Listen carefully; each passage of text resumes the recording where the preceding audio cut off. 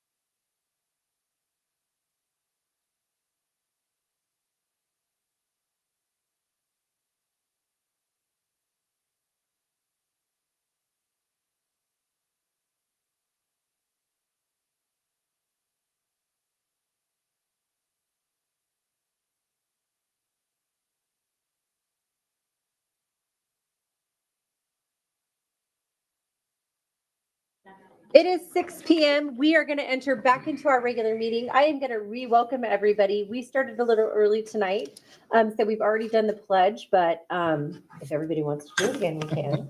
I'm feeling very patriotic these last few days. Glad to have you all here.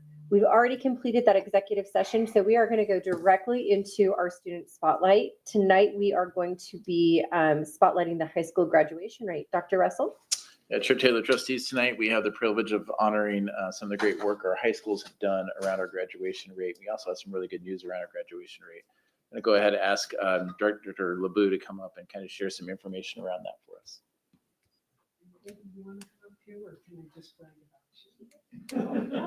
She never wants to. She never does. Okay. Trustee Taylor and trustees, we are super excited and super proud of the work that our high schools are doing around graduation rate. Graduation rate is not something that's easily calculated. It would appear to be very straightforward and very easy to figure, but it's actually very, very involved. And so while we're here to spotlight students, I guess, in terms of our grad rate, and we have some slides that we can share with you around what those numbers are exactly. What's so exciting about this is how we get to this. So that slide is up, and you'll notice our graduation rate for last school year, 79.8%, just a little bit behind the state average. But if you look at the growth from the previous year, it's over triple the growth that the state saw. And I think the numbers play out as you look across that line. Hispanic and Latino graduation rate well ahead of the state average. White is very close, but a little bit behind. LEP, almost 10 percentage points different between the NSD graduation rate and that of the state. And then economically disadvantaged, we're ahead as well. So those numbers are very, very encouraging. And they don't happen by accident. It requires a lot of hard work on the part of students, teachers, administrators. But the unsung hero in all of this is really the work that our registrars do. And so we have some registrars here that I want to, that I'd like to acknowledge. So we have Nikki from Nampa High. Come on up. They may have questions for you guys. And then we have Wendy from Nova who's here. Come on up. And then Candy is one of our middle school registrars who's here as well. And I would love to have her come up as well, because one of the things that I learned when I went through my admin degree, when I started working on that, some really sound advice that I got early on was get to know the custodian really well and your office people really well, because chances are if you don't know the answer, they do. Or they'll help you find the answer, because that's just what they do.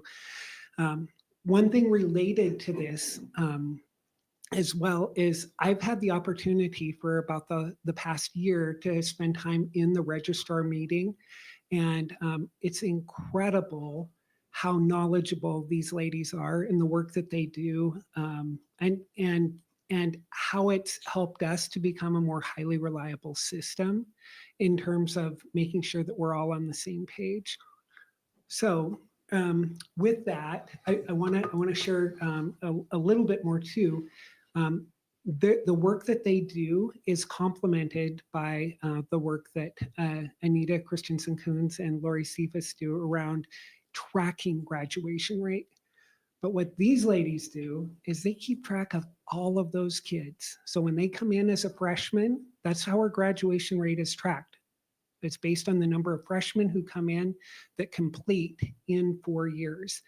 And these ladies know where every single one of those kids goes who doesn't make it to graduation in terms of tracking and making sure that we know where they went.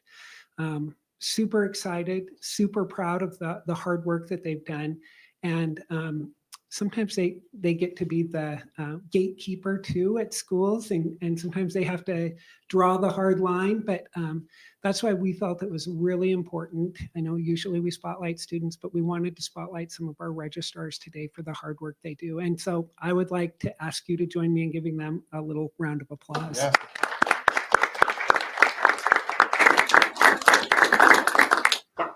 So yeah, I just had you guys come up because I get the opportunity to know Mrs. Glasscock personally, and you guys serve tirelessly. You guys find ways to pivot when you have to. I will never forget COVID graduation in my whole life, and I just think that it's absolutely true that sometimes there's just not enough recognition given to the people who make the ship work, who are actually rowing the oars. And you guys are definitely people with the paddles. So we appreciate you. And I just wanted to acknowledge, which is why I wanted you to come up. That's right. All right. Thank you so much. you. Thank you, Mr. LeBeau. Thank you. Wait, no, Oh, wait. Jeff has a question. it's probably with the slide that you put up. Oh, sure. Those numbers are great. They're fantastic. Oh, with graduation rates. Any comparison to, do you have the numbers for like previous years? We actually do. Yeah, Yeah. Chair Kirkman, Trustee Taylor, Chair Kirkman, the highest Nampa school districts. You're over 2. You're over 2. 0 for 2. It's fine. It's okay. Shortly. Chair Taylor, Trustee It'd be Kirkman. amazing what I respond to. The highest Napa's ever been is 82%. And we had that prior to COVID. And as Director LeBeau had mentioned, if a student enters Nampa High School and they move to Texas for 3 years, our folks have to track them down.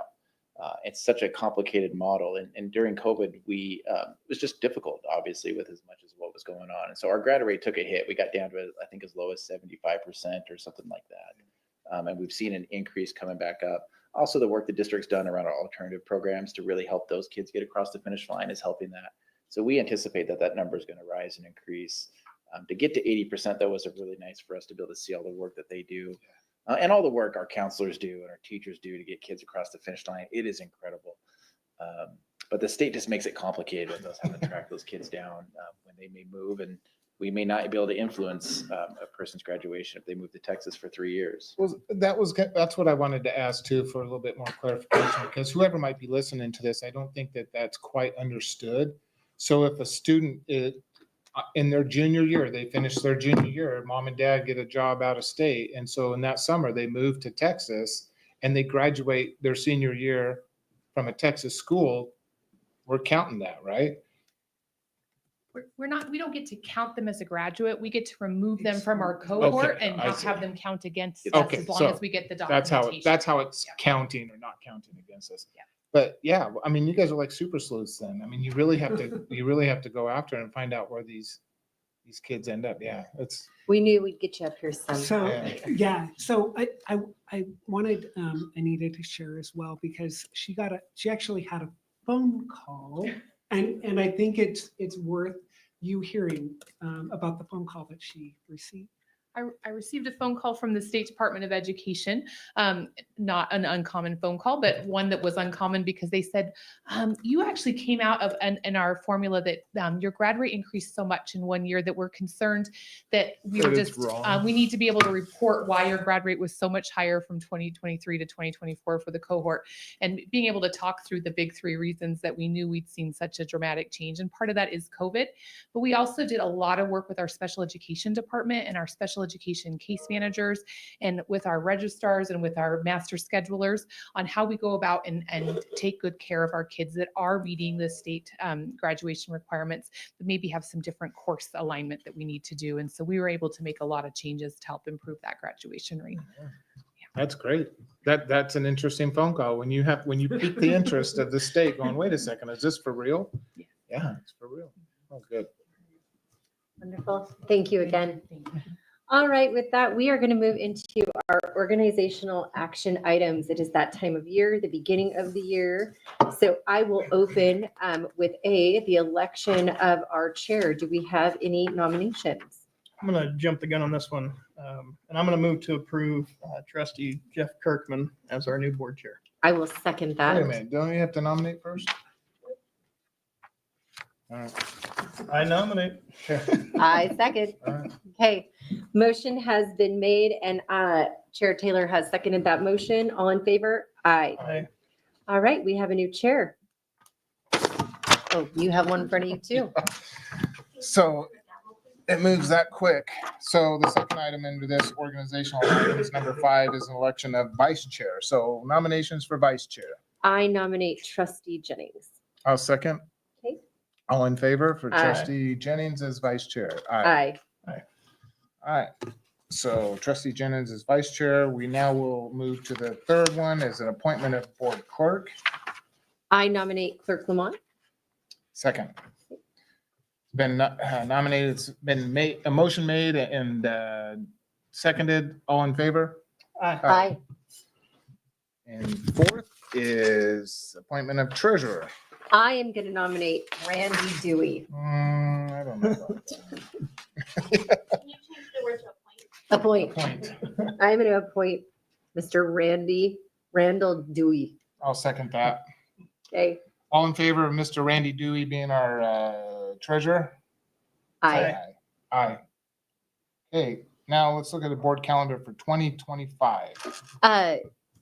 Chair Kirkman, I would like to propose that we move back to the second Monday of the month. The third? Second. Second. Okay. That wasn't the option that was in there, so I'll update it if it passes. Any, Make sure, any discussion on the second Monday of the month? Were we at that last year or the year before? we were, Chair Kirkman, I would just like We to were at make, the third I- Monday of the month. oh, we were. Yes, and the only reason I am even intervening, or at least providing information, is my only question would be, is the third week of the month has worked best for the staff to complete everything for the board agenda for the packet? I don't believe it would be an issue for them to move to the second. They would just have to have everything ready by the end of the month. It does give them an extra. Yeah, Chair Kirkwood, trustees, we can make it work. I'm gonna look to Treasurer Dewey with his finances, because usually it's the finance report. But we did it before, so we can do it again. Let's just double check. Okay. Chair Kirkman, and can we also check with Mr. Knopf, Mr. Stoffer, Mr. Yarrow? Yeah, while we wait for that, go ahead, Mr. Dewey. One of the issues we have is just month-end closing. So usually with the week ahead that you want to try to get the information, if depending on what day that happens, we can't get month-end closing fast enough in order to get you guys. So I need at least 4 days to get month-end closing done So in order to be able to get your reports to you. if it was on the second Monday of each month, is that what you're talking about? It would be. Yeah, tough to so get let's those put an reports? example. So if it happens to Oh, be the month Monday was the previous. first, The month previous. that's basically, you're going to ask me for your reports a week before, and I wouldn't be able to get you those until at least the Friday. And so I would not be able to get you your reports until at least the Friday right before the board meeting. Yeah. So that's basically what happens. If Monday happens to be the first, that's, I don't know how many days that happens and how many months that happens, but if it's not the first, then we have plenty of time. It's only when it hits, because you guys want your stuff a week in advance. Is there, let's discuss the third Monday. Are you? Monday's good. Third Monday's good. third Monday? Yeah, and that's, if that works for staff, I'm good too. I just preference going back to the Monday day. Can I also, so in the board packet, the third Monday calendar, the motion that you guys had done in the past was as well, if it landed on a Monday of a holiday, we would have it the following day.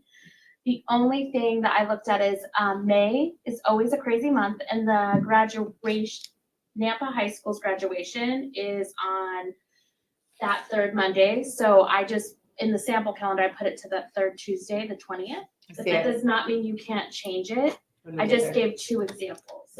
Yeah, and in that scenario, isn't a high school graduations usually That whole week. Monday, Tuesday, Wednesday? or They had it day in Monday, a row? Wednesday, Thursday Oh, this month this year. So Chair Kirkman, if we're all good with the third Monday, I'll go ahead and, Yeah, I think so. I think, staff are in that rhythm of the third Monday, getting the reports, get the information, but just moving it back to Monday, I think. So if the Okay. third Monday is. I'll then entertain I a motion to set the regular board meeting on the third Monday of the month unless falling on a holiday. for all of the meetings excluding the May meeting, which will be held on May 20th due to the Nampa High School graduation. I'll second. Okay, it's been motion and second, and all in favor? Aye. All right, third Monday of the month. And the last one for this section is selection of legal counsel. Chair Kirkman, I appoint Anderson Julian Hull. Okay, do I have a second? I'll second. Motion's been made and seconded to appoint Anderson, Julian, and Hull, Hull, as legal counsel for the Nampa School District. All in favor? Aye. Aye. Is that the only reason you came? Nope. I was gonna say, you're done. All right, we'll move into the next section, which is comments. Do we have anybody signed up for comments? While she's getting that, I'll ask the trustees, any comments, any updates you want to provide? It's been like 6 months since we've sat here, hasn't it? Seems like. Yeah, so I just want to say that the last 2 years being chair, it was a pleasure to serve in that way. And I really enjoyed that position. And I am excited to now serve as a motion maker. To not be in that Yeah, to position. not be in that position, but what an honor it was, what a learning experience it was. Truly, we work with some of the most incredible people that I have ever met and have the opportunity to know. And I am constantly inspired by our admin team here at the district. And I too have been very grateful for the opportunity to be a trustee and to learn from these folks here. And now obviously stepping into a vice chair role, look forward to the growth and opportunity as well. The only comment I want to make is just piggyback on what Trustee Taylor says. A lot of people don't see behind the work or behind the scenes work that Trustee Taylor was doing as chair, especially through all the changes that we went through this last year. So thank you and your dedication, and much appreciated. And I'm sure staff appreciated your involvement too, but there was a lot of long days. There was, but they were great. Long And weeks. So. I was working with the best of the best of the best. All right, we'll now go into public comment. So how we do this is pretty simple. If you are on the list or sign up sheet out there, I'll call your name. If you can come up to the podium and state your name and what zone you're in or your address, either one is fine. We just need that for the record. And then just, you have 3 minutes. It'll be timed 3 minutes to talk about what you indicated on here you'd like to talk about. So the first one is Teresa Fleming. That name sounds familiar. Go ahead. Name is Teresa Fleming. I'm from Meridian, Idaho, and if you recognize the name, it'd be my husband's side, not mine. I am just here tonight to speak in regards to the potential lease of Union. I was here mainly, not for a statement or otherwise, but just to answer questions. I have other board members and patrons here with me this evening. If you have any questions for us regarding the action item that you have coming up. It has a great deal of opportunity for our students and our families and the continuation of our school. So we're happy to answer any questions you have. And I know your time is valuable as board members. Okay. So when we get to that item, we may have some questions and we'll just work with Mr. Stauffer as he presents that to us. Perfect. Thank All you. right, thank you. And next is Ed Atienza. That's exactly what I was going to say. Hi, my name is Ed Atienza from Zone 3. I'm an applicant for the vacant Zone 3 board position.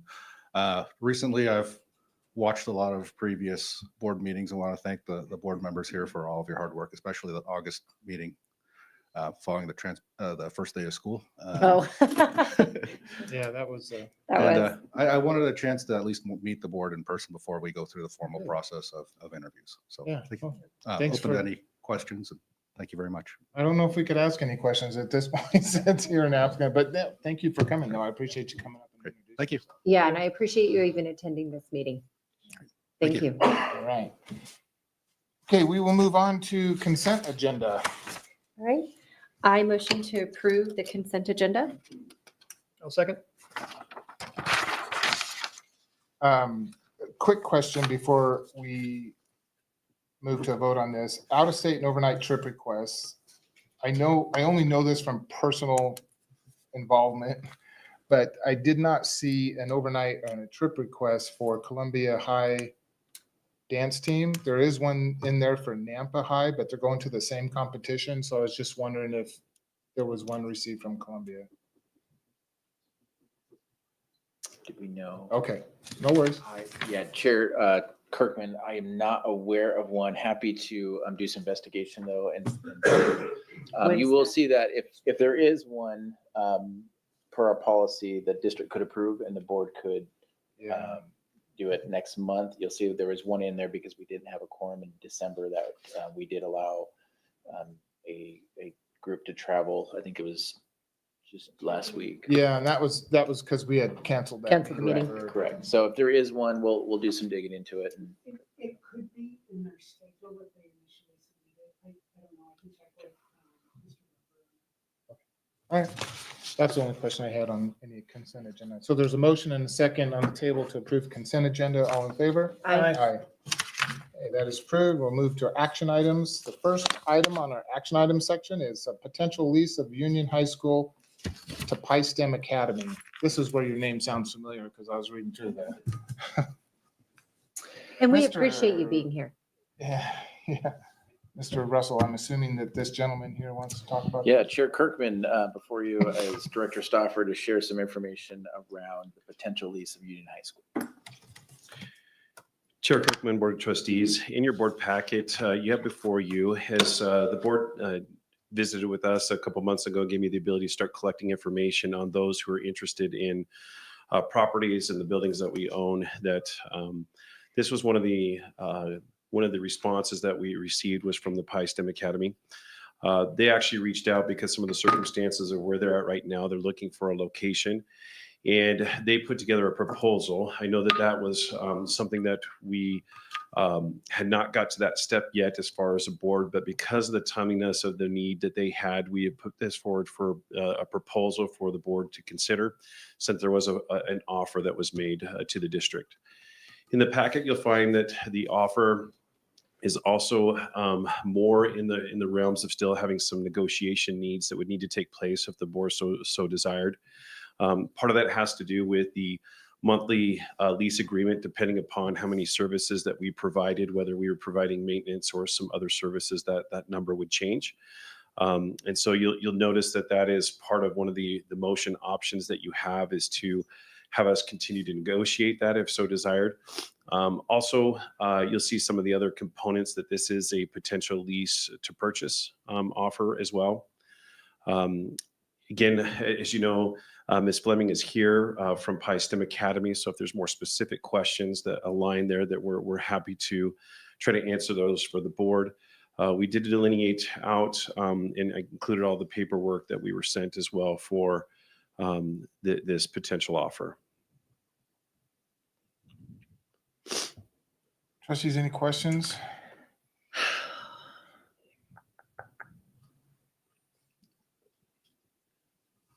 I do have one. I am gonna have some too. Okay, so my main question is with that building, with the property, do we have a forecast of a use in the future potentially for that?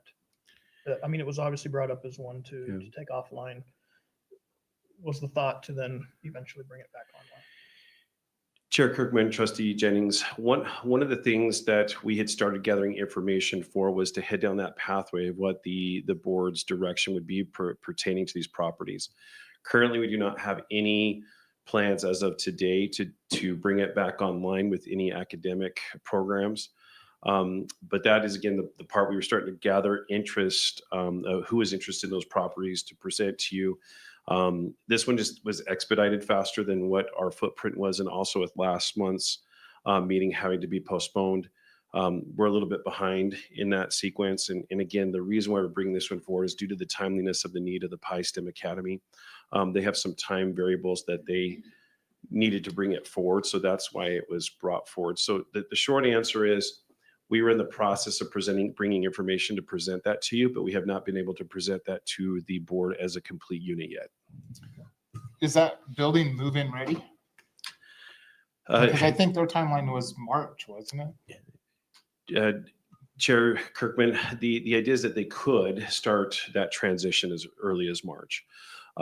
As far as the building being ready, it could be occupied fairly quickly because it was just on board until May and June. It was still being occupied, and so we have been monitoring it, making sure that it is not in disrepair, and we're always checking it. We do weekly visits to it as well.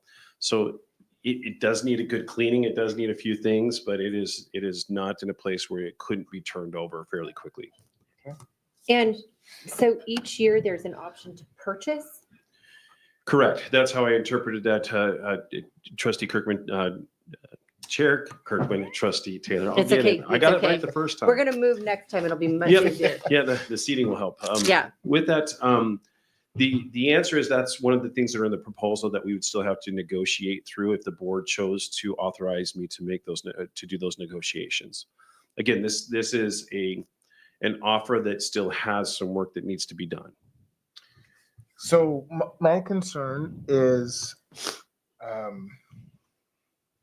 the land. Mhm. They're not making any more dirt. And the property that the school district owns is very valuable to the school district. Understanding the needs of that building to be used, what's the possibility of maintaining ownership of the dirt and leasing the building?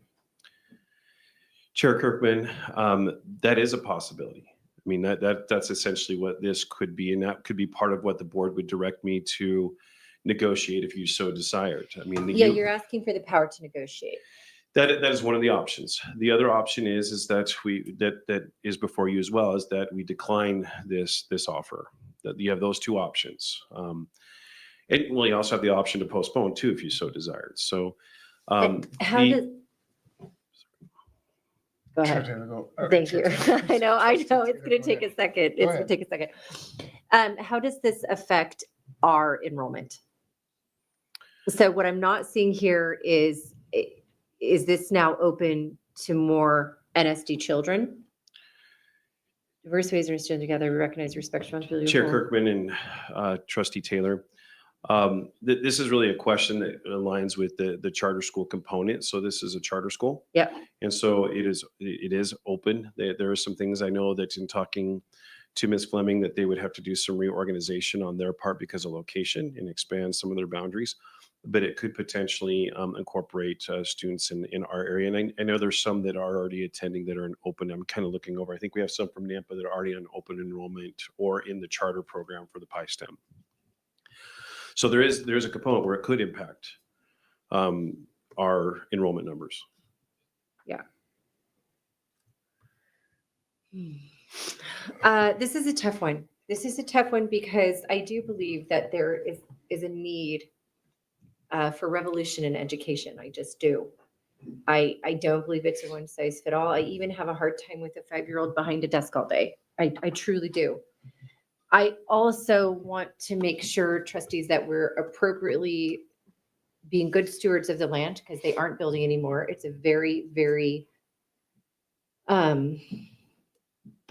profitable piece of land at some point, potentially for other things that we may need in this district. So I don't feel good about selling. I wouldn't sell my own land, so I couldn't direct us to sell land. I would be open to the possibility of, we also have an empty building sitting there that could be bringing us something in, right? That's the other part of this, is that we also have an empty building that could be bringing something in, and this serves a need that maybe we can't. So, those are my thoughts. Yeah, and how, so the request from the district is to enter into negotiations? That's what you're asking the board right now? Or can we talk about maybe some of these other options, like a lease with an option, or, all that kind of stuff? Chair Kirkman, what we're asking for is more of a decision on wherever the board would like to go. The board can decide that we do not want to entertain this lease, and that could be the board's decision. The board could authorize us to enter in negotiations to consider what that would look like, and we would still have to come back to the board and present those negotiations for the board to consider. So there's still more steps that would need to be done at this point in time if the board did authorize us to enter in negotiations on the lease. Yeah. And there's directions that the board would have to give us in order to do that as well. And I want to give you props that you sent a video and all that other stuff preparatory. And I personally have not been able to view that video. So I do want to say like the preparatory work was there and good. I for personal reasons, am available now. You know, totally understand. I'm Totally understand. available now as of Yeah. today. That being said, yeah, I have no problem having you look further into it. I personally have no problem entertaining the idea because to me, this is not a yes or no. There's not much here that I can really make a decision on. Right now, you have a letter of what they're wanting to do. I need to know a little bit more about impact. I need to know a little bit more about what that lease would look like. Well, and I think that's where we can right now tonight as a board, instruct our staff to Yeah. look at it, or maybe start that negotiations with some suggestions or things to look at or consider in that negotiation. And I think one of them, I really would like to hold on to that land. I would Oh, really like the yeah, district to hold on to 100%, the yeah. dirt. However, that building is just sitting vacant. Agreed. And maybe that's the next 3 to 5 years that we're leasing the bricks and still, and if that option to purchase comes, yeah, see, I don't know, even at that point, maybe 3 to 5 years down the road, we take another look at it, or 3 years down the road, or 2 years down the road. I just don't want to give up the, That area of town isn't not growing. I mean, it is. It's they're growing. Expanding. that Oh, direction. it's- Yeah, So there's I- not there's a a, lot of the purchase, yeah, I don't want to let go of the land either. So we're totally in sync there as well. so do we just, do we want to make a decision for staff to enter into negotiations and then we bring those Yeah. Yeah. Yeah. back? What is the timeline, and maybe Ms. Fleming could ask this, but what is the timeline for PISTEM? You have 3 minutes. No, I'm just kidding. Chair Kirkman, trustees. So to answer a few of your questions, one you had asked about impact, so I just thought I would share that real quick. Our charter allows for 429 students maximum capacity. We're currently running around 250 to 300 students, depending on the fluctuations we have. So that'll give you just a little information on impact. As far as the timeline goes, the building we are currently in has sold. So we have till the end of this school year. So your decision tonight is very impactful. And that's the Um, build where you're at in CUNA right now? No, we are Or currently located in Meridian, next to Meridian. Yahoo's. So you was only the have old- one location right now, right? So Correct. this would be the location for PISTEM. And I do want to give you a little Yes. bit of, a little bit of a surety that if something moves forward, we can move a bit more quickly. We don't have to just meet once a month. We had some issues in December that caused us to have to move the meeting. And then, but we can always get together. So hear me when I say, and hear me when I say, I truly believe in concepts like this. Our job is to really weigh the impact on public education. That's what this board is charged to do. And sometimes that's a difficult place to be in only because we see solutions like this come forward and know that they support children that public education may not be the right fit for. So as you hear us talk this out, please know that we have to talk this out in front of you, and a lot of thoughts are going to come our way. But the more information we get, the more solid that decision will become. So don't hear this as a no, and please don't leave tonight thinking that there's no support for concepts like this based on any of my comments. And that was not my thought Okay, whatsoever. good. As a Good. board member, I completely Good, understand. good, and I am- Good. yeah. But what I wanted to clarify is our time crunch that we are Yep. currently in. As you can understand, we want to provide information to our parents and our patrons, and we have to do an open enrollment, which is currently open and running. However, as you can understand as trustees, you want to provide as much information to your patrons as you can. Yep. And not being able to tell them that we'll have a building kind of hinders someone's ability to, well, why would I Open want to enrollment. sign Yep. up for a school that won't exist? We Yeah. don't know. Next year. Yeah, there's a surety. Yeah, we Yeah. ran into So it a that few was why times. we were hoping, we understood that negotiations, whether or not there's a sale involved, whether it's just a lease of the building, those are things that could be worked out, but we were hoping to leave with either a, yes, we're going to have a building for next year, or no, we're not going to have a building for next year. Trustee, Mr. Stoffer and Dr. Russell, that building, like Trustee Jennings was asking, in the coming year, let's say the next school year, there's probably not enough time for, I mean, we haven't really had these discussions though. Yes. Yeah, do we Go have more back. interest in this? We do. Chair Kirkman and Trustee Taylor, to your point, we do. I just haven't had the opportunity to share those with you because the expediency of the need and the proposal that came forward, that's why we're here. But there has been a significant amount of interest in multiple sites that we currently own. But not by other charter schools? There's been interest by other schools and other institutions as well. What types of institution? I would say business. There's been business interest as well. Trying to keep them as general as Yeah. possible. to Sure, the sure, sure. opportunity. Yeah, that's why I'm asking. I think So- that was a good answer. Chair Kirkman, trustees, I think when you look on the board document, we did put the district's administration, we understand the need for the High Academy, but also we are just in the infancy of really taking in offers and listening to offers. And while we understand they're under a time crunch, we believe it's a little premature to make a decision at this time because of the potential offers of land and some of the options that the district may have. So administration would rather have time to be able to take in other offers, hear what other uses might be, how that might be able to benefit the district, whether that be a lease, whether that be a purchase, whether that be a land swap, whatever it may be. So, can we go month to month? So Chair Kirkman, Yeah. Dr. Russell, is this what you're referring to here? So I see pros, income on a building that we're no longer using for 3 to 5 years with a potential purchase. The purchase I don't see as a pro, but I get what you're saying. And then this would help another educational institution in a time of need. Totally understand. And then you're saying the cons, the income and potential purchase provide one-time funds. Land is at a premium, which we've stated. And then the district administration is concerned about the loss of this asset, which we agree. While this proposal is viable, our recommendation is to prioritize for proposals that include asset land options. So the action requested is none. So then it says action requested, and then I'm dead in the water.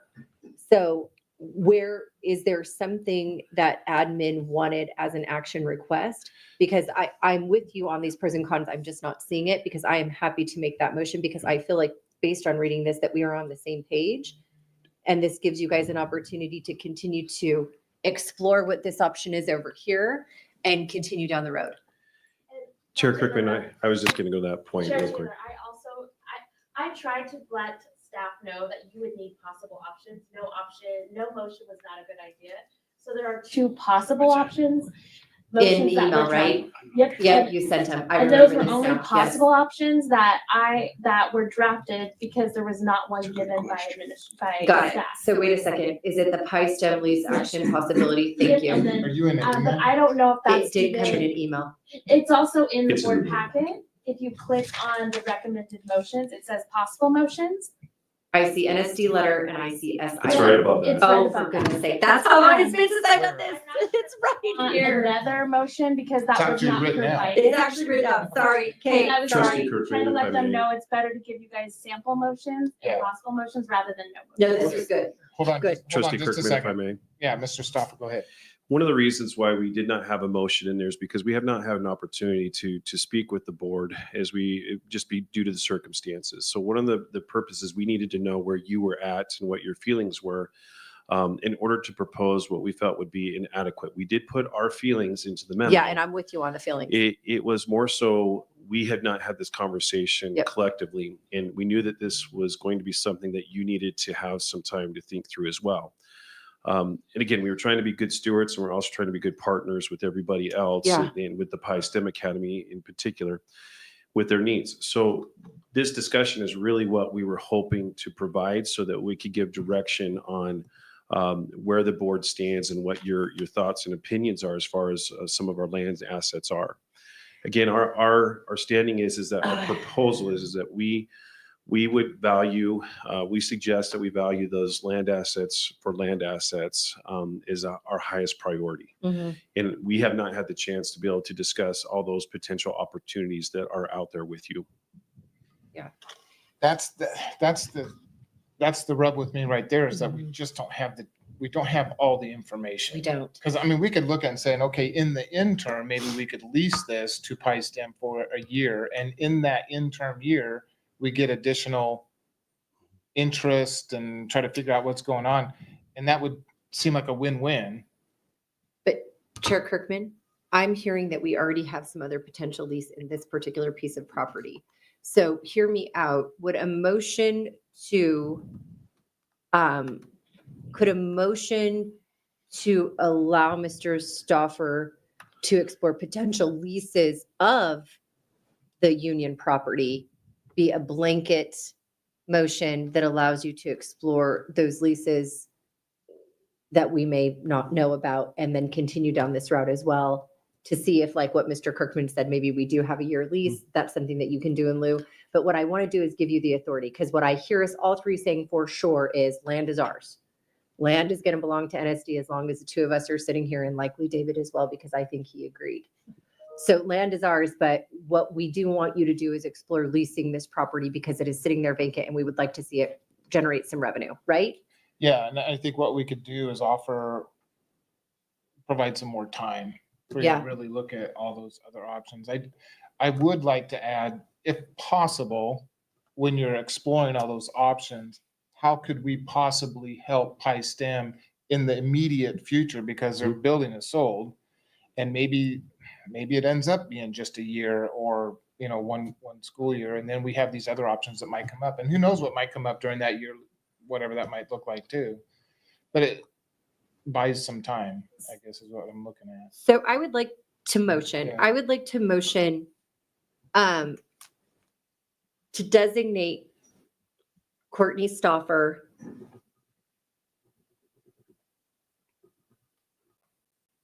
let's see how I want to word Or this. designee. Or designee to negotiate lease agreements for the potential lease of Union High School Or other options. or other options. Does that work? This way you're not bound to one. What I'm trying to do is give you the authority. So here that I said there is no one person that you have to negotiate with. I want to give you the authority to begin negotiating leases or other options for the use of Union, The former union. the former Union, Correct. while we maintain the property. So this way your hands are released to explore what you can with Pi STEM, but also you can be exploratory in those other efforts and opportunities. And then you can actually bring agreements or possibilities back to us so that we have some choices and understanding. Clerk Lamont, did I do that with that motion or did I not? I'm still typing it. And That's a motion, I guess we need a second. for Oh, we need a discussion. second for discussion. I'll second. so a motion on the table with a second. Any discussion on that motion? Christy, you got it all? I'm probably gonna watch the video. I have most of it. I have to designate Corey Stauffer or designate to negotiate lease agreements for Union High School or other options while Nampa maintains the land. And I'm gonna have to watch the rest of the meeting to ensure I get all the verbiage. Yeah, I think did that capture it? I think so. Okay. I think so. Do you feel like it gives you the authority to do what you need to do for the lease of the land? I believe it And that does, it gives yes. you enough direction to know that we're with you, that the land asset is valuable and NSD would like to retain it. Understood. And are we on the same page? Okay, If the motion passes, I will email the exact motion to the board and to Dr. Russell and Courtney tomorrow morning, if Make not sure tonight, tomorrow morning, so it's the exact. Okay. So I think she also said something about Pi STEM. But I didn't, like I said, I did not get all. Are we able to receive updates periodically? And then if we need to make a decision, can we do a special meeting? Yeah, I was gonna bring that up after we voted. yeah. Okay. So motion, so there's motion and second, so all in favor? Aye. Any opposed? No. So I was gonna bring that up. So we can move quickly, whatever you might have or bring up or whatever, we can call a special meeting, given whatever timeframes are provided that we need to meet. Mr. Stauffer, did you have something you wanted to add? I was gonna say, I'll make sure that I email you individually as we have those come in. Yeah. And we get to a place. Yeah. Okay, great. All right, thank you. All right, thank you. Next item for action is policy 8110, safety busing. Chair Kirkman, trustees, Mr. Stauffer is going to come and share about just some revisions we need to do around a policy based on some information we had from the State Department. Trustee Kirkman, Board of Trustees. Last year, in about February of this time, we had a visit, and it was a visit from our State Department of Education, Transportation Department. They did a review, and there was a correction item that we needed to take care of. This is one of 3 steps that we need to do to finalize the correction for that February notification. I will say in the board document, I do apologize. The memo is correct, but I placed the memo 8100. We have updated that with 8110. 8100 is one that will be coming to you next month. But today in front of you, 8110 has a little bit more higher priority due to the language that's included in safety busing language. The safety busing language required us to have a numerical number attached to our rubric that would identify what would be considered a potential safety bus stop. And all of the language is everything is the same in this policy with the addition of the point value needed to be added. We did share this with the State Department or the Board of Education, Transportation Department. They also signed off saying that the language was appropriate. So we're asking if you will consider it for a first and final read. The reason being is we need to have this process completed before the 1st of March so that we can also apply it for our safety bus reimbursements. Okay. Chair Kirkman, Yeah. I'd like to make a motion. I motion to approve the first reading and final reading of policy 8110. Second. All in favor? Aye. Aye. Thank you. You thought you were going to get some more, didn't you? I was hoping. Okay, and the next one, Dr. Russell, is Gateway's calendar. Yeah, Chair Kirkman, trustees, tonight we're going to have a little presentation. The construction of Snake River Elementary is nearing completion. I actually believe the completion date was finalized, which gives us the opportunity to have potential moving gateways from the old Lincoln building into the new building. And we're going to share some information about what that might look like with the trustees tonight with a possible action item for the trustees to decide on. So Mr. Yarborough will share some information. Hello, Mr. Yarborough. Chair Kirkman, trustees, Dr. Russell, thank you. Ms. Faria, the principal, is unable to be here tonight, so Mr. LeBou and I will kind of tag team this. I'm going to go through a quick presentation that she prepared explaining the need. Again, as Dr. Russell talked about, remember with all the changes in the district, we had a number of schools at the end of the year last year. We closed down for moving staff, did some things there. This is now because of the Gateways facility being updated and prepared, which, by the way, looks amazing if you haven't had a chance. So we walked through with Gateway staff, the operations department. It's going to really be amazing for our students and their needs and their staff and the staff and their needs. The challenge is the timing of moving and what that looks like. One of the thoughts that we had before we get in the presentation was to maybe wait till the end of the year and move, but because of what we're going to line out in the presentation, it's at least worth a thought and getting the board's input and blessing if we do decide to move this year and what that would look like. So Tyler, can you pull up the slideshow for us? Okay, next slide. So really the big ask that is before you tonight is we're asking the Gateways calendar to be amended to have these dates as non-school days for students. March 13th, which is the Thursday before spring break. We do not have school on Friday that week with the 4-day student contact week. And then the Monday and Tuesday after spring break.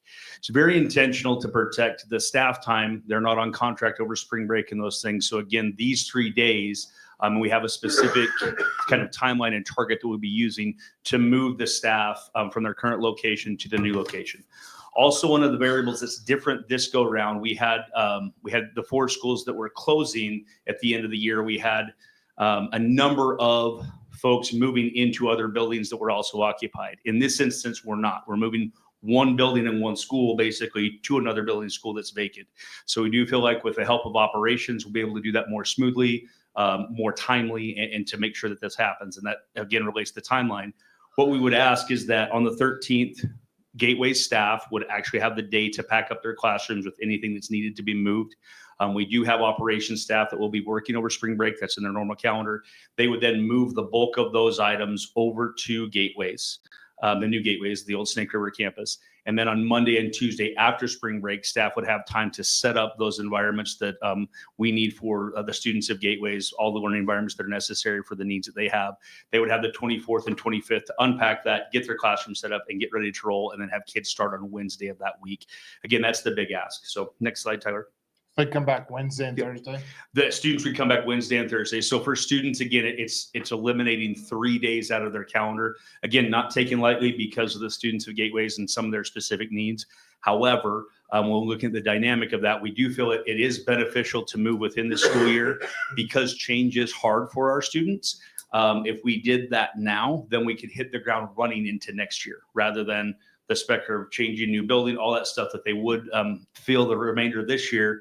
And staff trying to figure out how is this going to work in the new environment, and then also figuring out what works and what doesn't work in that environment this year. So we hit the ground running in 25 and 26. And if not, that school would just sit empty for 3 months. Correct. 3-4 months. Correct. To be clear, we do have our federal programs, folks that are there in the other wing of the school. So the building But the is majority being of utilized, but yes, the educational space and the remodel, that we poured substantial resources in, but needed resources. Again, what will be that. And also the current Gateways facilities, the current Gateways facility is one of our oldest buildings and poses some of the biggest challenge. We would love for our students that are Gateway students to feel a sense of pride and see some things invested in them and their future, and also our staff to have a better learning environment, more space, more equipped for the needs that they have. And so we're really excited to get into that. And that's something we did hear from staff in the walkthrough is they're very, very appreciative and super excited about what this new environment will look like for them. So just back to the slideshow, if the board does approve that, we would communicate through Parent Square to all parents. I've got a slide as well to show some surveys that have been sent out to the Gateways parents to try and ascertain what that would look like and how that might impact. There would be pieces that they would go through and sending information out to parents so that would all be clear and they would understand what that looks like. Again, changing their calendar is basically the ask. Next slide, Tyler. Impact on students. Again, this is where we know that change is hard for all students. And because of the dynamics of some of the needs our Gateway students have, change is also sometimes amplified. However, we do feel like that move, given that we've been talking about it all year with our students and staff, is something that maybe we could digest. We do have 3 seniors that are on track for graduation from Gateways. We don't anticipate this move impacting their ability to graduate in any way. So again, that's one of the bullet points here. And then also, one of the challenges is if we don't adapt their calendar, there could be a conversation about what's called compensatory services, given that these students are on IEPs, and we owe services to families based off that. We do have a mechanism with our summer school that we could offer that to any parent, any student who needs those things or has a concern about that. And that's designated on this slide as well, though, of when we would run those services to make sure we're providing those for our students. Next slide, Tyler. The parent input, again, have gathered a number of things from parents. I do have a slide. I think that's the next slide, Tyler. Can you jump ahead one more? Yeah. That parent input, this is a breakdown of those. If you can zoom in a little bit, Tyler. We do have Gateway feedback from all parents, and that's the slide there in the upper, as you look at the upper left, and then it's broken down into elementary and secondary feedback. As you can see, we have a majority, well over a majority of the elementary parent feedback, which is, yes, it's fine to do. We have 54% of secondary, but that's a little bit of a misnomer because if you look at no response, we have 25% of the parents there. So well over the majority of all the parents in the elementary and over the majority of the secondary students say yes, but we have 25% of the secondary parents we haven't heard from wanting to take care of those needs as well and making sure we understand that. When you look at the entire school, given those numbers, 67% would prefer to move now, 21% of a no response. We do have some students that will be going to other schools. That's a response right there. And then we have a 4% no rate at this point in time that would prefer not to move from a parent perspective. Why would a parent say no? It could be the dynamics of the movement for their child. It could also be for the dynamics of what their schedule is and their routine of picking their child up. This will be a shift for our parents. The location is different. So some of those dynamics and figuring out those logistics will be a challenge, will be an adjustment for sure. And so we'll just need to work with those parents of how we can support that. All of our students at Gateways do have busing available. There may be some students who live close enough that don't bus. Parents bring them, and that might be a shift or change. But those are just my My assumptions there, Chair Kirkman, there could be other reasons. We could reach out to any particular parent and get that. Again, we do have about 21% of the entire school and about 25% of our secondary that haven't responded. So it would take some digging. But the school, the school day is going to look the same. Correct. Right? Correct. Time School. and all that. Yep. Chair Kirkman, I guess I tried to click on that link and it didn't go because I was confused about the questions that they proposed. It sounded like yes was more of a concern just from the way that the previous slide was read. Sorry. I thought, man, no one wants to move is how I read that whenever I was.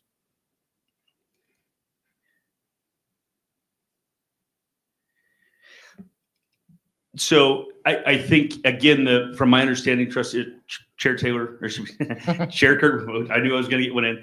Trustee Jennings, I do believe that the previous slide is just what that survey was about. I believe this was a do you want to move or not? I can double check on that. I have not looked at those things, but I could definitely coordinate with Ms. Faria. My understanding is that it is very much of yes, we would like to move. That was what's been communicated between the principal and myself, but I'll definitely do some digging. And I apologize, that slide, again, Ms. Faria prepared this. So I wasn't reading that way. I was reading it knowing that my understanding is this is what parents would like to do. That was just, here's the possible things. So that's why they surveyed it and asked. Okay. So, Well, now that Trustee Jennings brought it up, I can't unsee it because I'm looking at those two things and it does kind of read that way. Yeah. Chair Kirkman. Mhm. So trustees, I had the opportunity to chat with Dr. Russell around this particular thing. Out of all of the things I could have talked to him about, this was the one. And just because these are students, right, that can become dysregulated very easily. And I am under the impression, and I do believe based on conversations, that it is just a slide issue.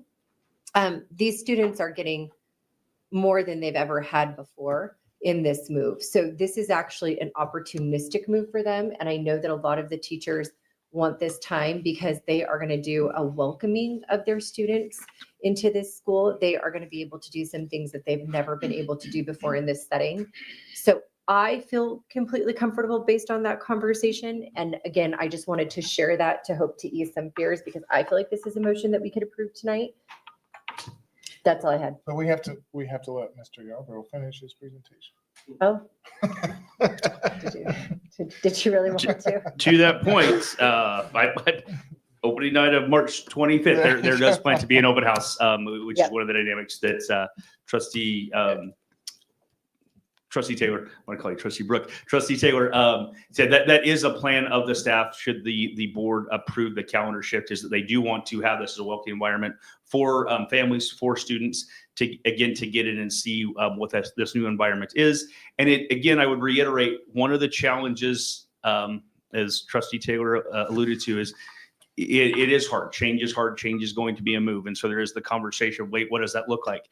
At the same time, the balance of making that move now and then hitting the ground running into next year rather than postponing that change may set us off on a better foot. And it also allows our staff, for lack of better words, some action research to try what may or may not work in this new environment for a period of a few weeks at the end of the year to adjust any things that may come up in the beginning of next year. So really accelerating that time of getting students back on as normal of a location, process, schedule as possible. So.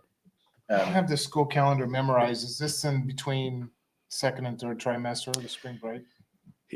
It is I believe it's in third trimester, but just barely in the start of it. I think we end the first week in March. I'd have to double check, Trustee Kirkman, but so.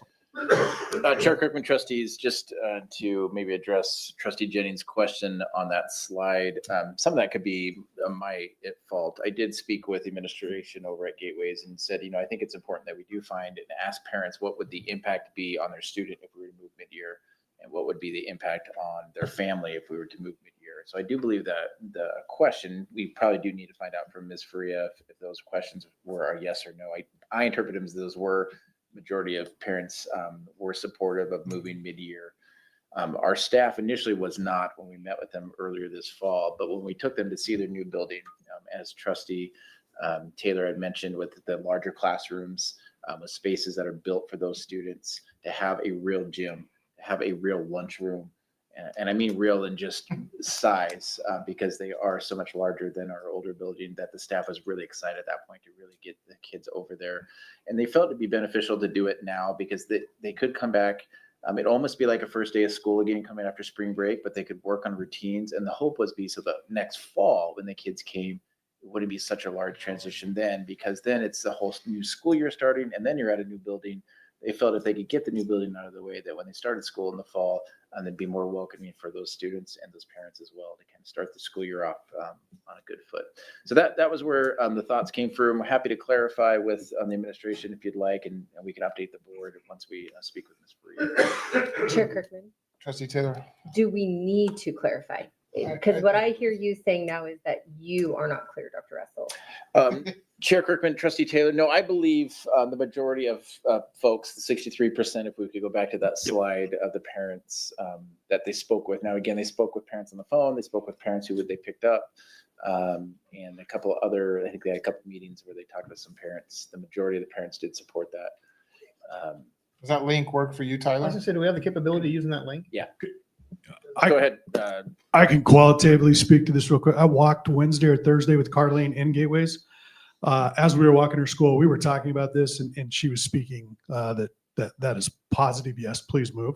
Okay. So both staff Thank and you. parents, and she said almost all the feedback they were getting Great. was in favor of making the move in March. So thought I'd add that. Chair real quick. Kirkman, Mr. Knopf, you sound very sure.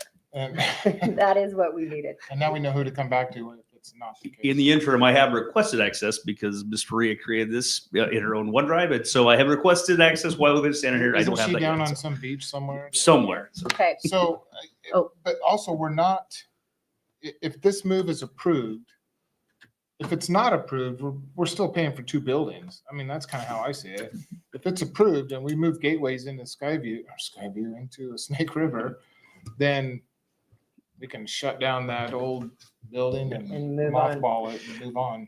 Or lease it. That was my elementary school. I Sure. You're talking bad about my hometown here. Chair Kirkman, that's another of the list that Mr. Stoffer can then put on to figure out what you want him to do with there other you go. possible That's options. exactly what we want to do. Chair Kirkman, I'd like to Go make ahead. a motion. I motion to approve a calendar change for Gateway student contact calendar to add 3 additional days to their spring break to accommodate the move to their new building. Second. All in favor? I, Aye. Thank you. and I greatly appreciate you. Start. You too. That was. Okay, next item on the agenda is information reports, and I'm gonna just turn the time over to Dr. Russell, and you can run through those as quick and Yeah. as you'd like. Chair Kirkman, trustees, tonight we have a presentation to discuss with the trustees around communities for youth. This was something that we had brought up in our November meeting. Trustee Kirkman, I think you might have missed that discussion. It was coming towards the end of that night, but communities for youth is an opportunity for the district to look at being more intentional around some of the needs we see within our schools with our students. So we know that our students have many difficulties that they're working through, anything from dysregulation to homelessness to suicide, whatever it may be. Communities for Youth and our guest tonight, I'm going to share some information around that. The reason why I wanted to bring it forward is for us just to hear about what it is, allow trustees to be able to ask questions. This is something that was presented at ISBA, and Trustee Taylor was able to head to that presentation as well. But I do believe it will give the district more intentionality around being preventative and gathering data so that we can truly understand what is happening in our school. What I see us doing is we are using a lot of resources to be more reactive than preventative. And also would rather see us move all in the same direction when it comes to trying to be preventative on some of these needs. So we'll talk about that, and then I'll share some more information if trustees have questions on it. So we'll go ahead and turn over to Tara and Katie. Thank you, Dr. Russell. Chairman, It don't matter. Chair at this Kirkman, point, yeah. trustees, thanks for having us this evening. My name is Tara Woodward. This is Kaden. Hello, good evening. My name is Kaden Griffin. And we work at Southwest District Health, and we're partners with Communities for Youth in the Southwest District Health region to support this work taking place in our region. So we're just going to share a little bit on their behalf tonight and talk about the partnership opportunity with us at the district. And yeah, thanks for having us. So for the past 2 years, I actually worked with Communities for Youth, and now I have the pleasure of working with them through Southwest District Health.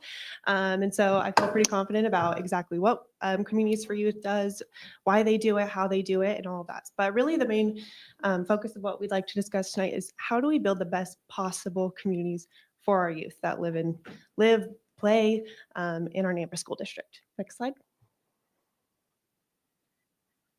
So Communities for Youth actually is not an organization, but it's an initiative. It's made up of PhD students, master's students, interns, professors over at Boise State University, who really just their passion is improving our communities for our youth. And so we focus on improving youth mental health and well-being, improve our substance use rates through upstream prevention. Next slide. So we really empower Idahoans to build the best possible communities for our youth. And we do that by focusing on that prevention piece, really building that community capacity while also understanding and addressing the factors that support our youth mental health and well-being as well. And we employ a data-driven, community-engaged approach. And I really want to emphasize those two components, really driving the work through data within these individual schools and communities with harnessing community strengths, community engaged, really drive, honestly. Next slide. Next slide, sorry. There's a couple of ones that I'd like to skip. Next slide. So upstream prevention, if you aren't familiar with the term, you know, a lot of times when we talk about this big thing like youth mental health, youth well-being, youth substance use, we say schools, what are you going to do about it? Can we bring in a speaker? Can we bring in a training to help you deal with really this big thing? And of course, speakers are needed. Trainings are needed. They're so important. But really, how do we take the stress off of the schools and really have it driven and led by communities?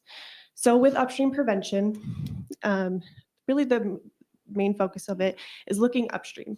So I'll use the analogy of a river.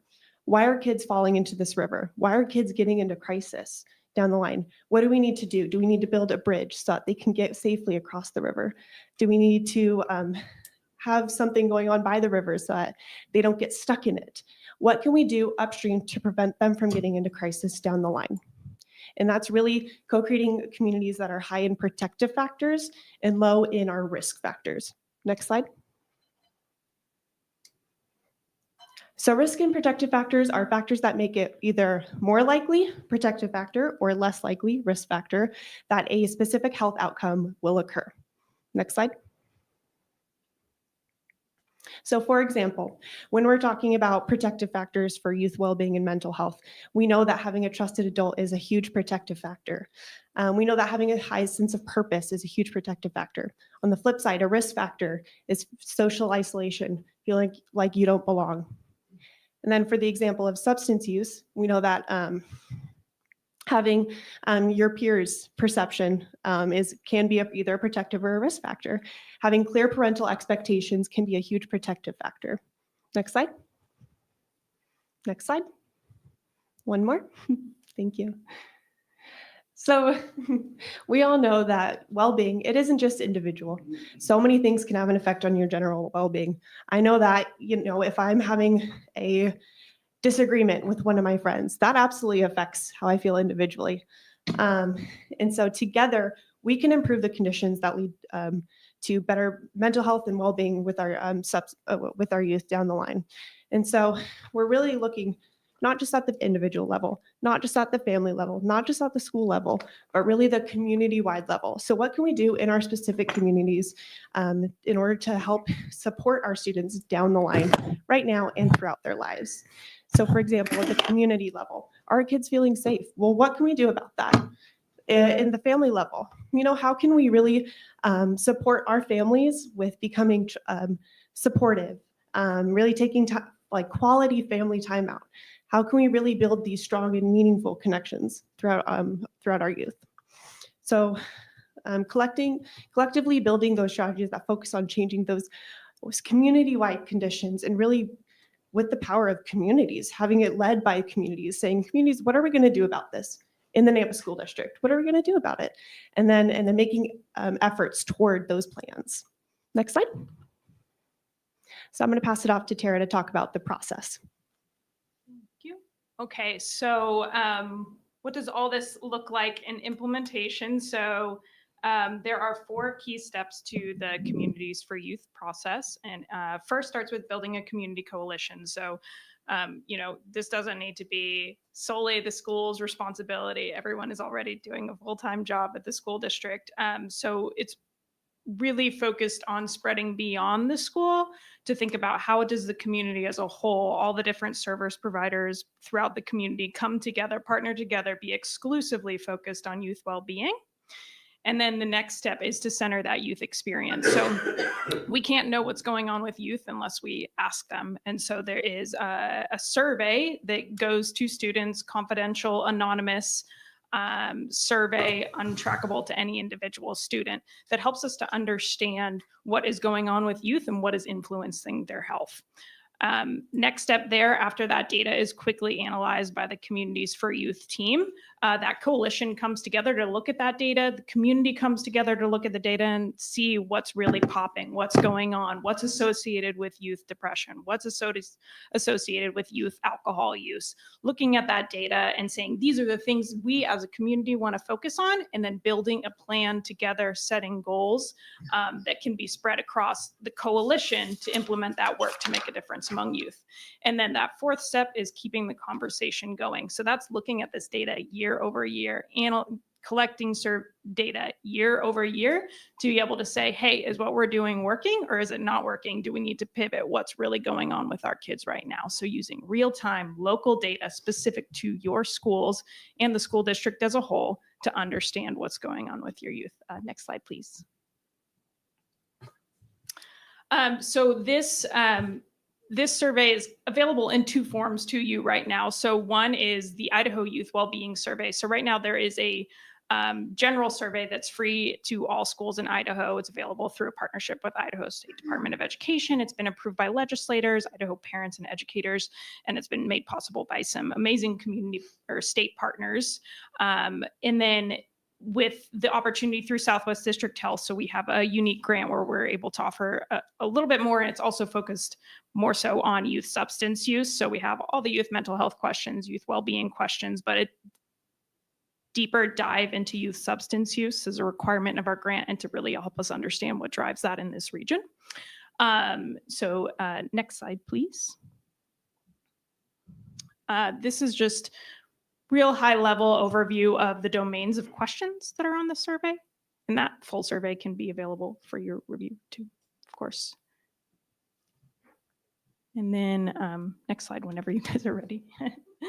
So like I mentioned, that data is analyzed and it's a really quick turnaround. Typically surveys are administered and it might take like 2 years to see data. And then you're like, okay, but these are different students. So this data is turned around in typically about 3 weeks. So communities looking at that data ASAP. And on the left, there are some charts to kind of show you the breakdown of what you're seeing. And then what's really cool about the Communities for Youth reports are that it has a diagnostic model outcome. So we're able to see the associations between things like depression and maybe low physical activity or sleep. Kids are not getting enough 5 hours of lesser sleep, depressed students. So just like potential associations. So we're able to really look at that, and then the community is able to make a decision based off that on what they want to focus on and prioritize. Next slide, please. Next slide, please. Next slide, please. And then, so this is just kind of a recap of the benefits of upstream prevention. With a process like this, we're not thinking about one program here, one speaker here. We're thinking about it in a comprehensive way year over year. The process isn't changing. We're thinking about it. We're looking at the data year over year and just really using that data to guide the work. It also helps everyone see that they can play a role, whatever organization, parent, grandparent, whoever it is, if they're a community member, they can play a role in supporting youth well-being. And there's evidence that it works. Next slide, please. Next slide, please. Okay, so this is an example of a community in the area that is doing this work. So in 2022, they administered this survey and they saw that 66% of their youth were experiencing depressive symptoms. And then they looked at their local data. They understood what was going on. In this example here, I know one of the things that popped for them was kids weren't nice to each other. The kids didn't feel like kids were nice to each other.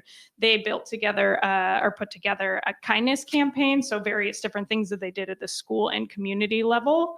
And they have continuously looked at that data year over year and focused on what's popped. And in the most recent survey in October, their depression rates were down to 24%. Chair Kirkman. Yeah, Trustee Taylor. I feel like I've seen this in a trending show where they did like a pizza day. Am I correct? It's like trending in pop culture where like a bunch of teens get together and they do like a day of kindness and they share pizza. Sounds cool. I feel like it is a real thing, but I feel like it's in like some like I want to say Sabrina. I have teenagers. I have one teenager, and all my kids are in their 20s, so it's like, yeah. But anyway, sorry. I was seeing if there was Trustee Taylor, I don't know if it's tied directly to Communities for Youth, but there has been things where, for example, no student eats alone. Yeah, something like that. Okay. Where you're trying to route to make sure that there's connection or there's building a community. Okay. So if, let's say, for example, we were ever to do anything and isolation were to pop, we got 25% of our 8th grade kids are saying they feel isolated in schools. We could find out what school is that? Is that Lone Star? Or is that East? Or is that South? Or is that all? And then you could do a campaign similar to Nobody Eats Alone, or you could work on friendship groups, or as this district did around everyone supports and works around kindness. To try to help reduce that idea. Okay. But I think that's kind of the key that we're trying to get at is what are we experiencing with our kids? What information data do we have to show that this is popping more than this? Because many of our schools are trying to do things and I brought more it reactive, I think. And I brought it up because whatever I saw it in, or sorry, and the end of my year bled together. But whatever I saw it was led by the kids. Right. It was the, like, if your favorite is Hawaiian, you all eat over here and then you eat. Anyway, just food for thought. I just wondered if they were related. That's all, was always one of my favorite things too, really centering that youth experience. In some schools, we did focus groups with the youth, really dived into these topics. I mean, nobody knows themselves better than themselves. So we were able to ask and say, hey, what's going on here? And they would be able to provide us a little bit further information than just the community did at that level. I will say that I did a lot of the data on our team when I was at Communities for Youth, and it was always very fascinating looking at schools that geographically are right next to each other, but they have very different needs. Different things pop for substance use, different things pop for depression. In some schools, it's sleep.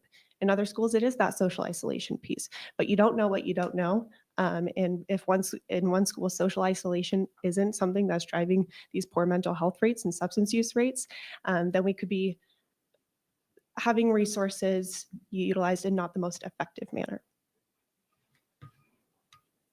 And I'm not sure that our last slide is in here, so I'll just do like a quick overview as to why we're here if we're not Communities for Youth. So we're focused on I coordinate a grant at the district focused on youth substance use prevention specifically, and we're really invested in upstream prevention to understand what's going on at a community level and supporting them and what's meaningful to them and relevant to their communities and their kids. And so there are multiple partners in this work. So Nampa School District being primary, not all falling on them, but also that community coalition role. And then Southwest District Health is in the position to be able to offer financial support, personnel support. Kaden and I would be there to support that coalition work as much as you wanted us to be there, helping to facilitate, co-facilitate, providing all the resources to action plan, the research to help you identify potential opportunities, and then yes, financial support to implement activities based off the data you had. So I think that's... So, Chair Cookman, trustees, if I could maybe just clarify a little bit what that might look like in our district. So first of all, the survey can only be administered if parents approve. That has to do with Idaho law. It also has to do with our board policy. The district cannot administer any survey unless there is an approval process. We also cannot administer a survey unless there's 60% approval from our parents. So the reason why is we need to have a large database to be able to get good information on that. So what we would consider or propose maybe is an opportunity by the end of this spring that we at some point would be able to educate our parents and get a survey out. I have read through the survey. It does talk about many of those topics there where it asks students about, do you have friends at school? Do you feel bullied? Do you have a trusted adult? Or do you have access to substance abuses? Do you cope with substance abuses to help you through things? Do you feel stressed out? Those type of things. And our hope would be that if we could get a survey by the end of this year, we could look at that data over the summer. We could work with our counselors. We could work with the city. So we have talked with Mayor Kling. We have talked with Healthy Impact Nampa, which is Mayor Kling's Nampa's kind of group that's working on several issues throughout our city to kind of share that information, to kind of get the partners all moving in the same direction and get our counselors and school supports moving in the same direction as well, so that we can really say, no, our teen girls in 7th grade are really dealing with this situation, or our boys in high school are really dealing with this situation at that school. And it might just help us give more information as we kind of look through that. So I became aware of this about a year or two ago. Just with all the things we had going on with our changes in our district, didn't feel like it was the right time for us to do that. I know we've done a lot of good work. We've had a lot of great partners within our community that have helped us with it. But I shared with the trustees last time in discussing, like, if you were to ask me how many of our students are depressed, I couldn't tell you a number. I don't know. I know we have them. If you were to ask me how many of our students feel lonely or don't feel like they have a trusted adult, I don't have a number. I have a gut feeling. But I think getting some numbers would be really helpful. I think it'd be helpful to share with our board what we're seeing in our schools and how we can better address it to help our students feel better connected, feel better relationships, achieve better, because we have kids in crisis. And I think that worries me as a superintendent, knowing that in our schools every day we got kids in crisis. Chair Kirkman. Yes. The other thing I liked about this, and I also struggle with the right, like, kids are depressed, let's make it a teacher's issue. So adults get depressed too. They just do. There's a lot of things that can happen in an adult's life, and they can go through trying times. So I like that this is a community approach. I like that this acknowledges that this is not a school's problem, but a community issue. That was it. And I know adults get depressed because I get sad. So Should also iterate, Trustee Kirkman, trustees, is that this is a 6-12.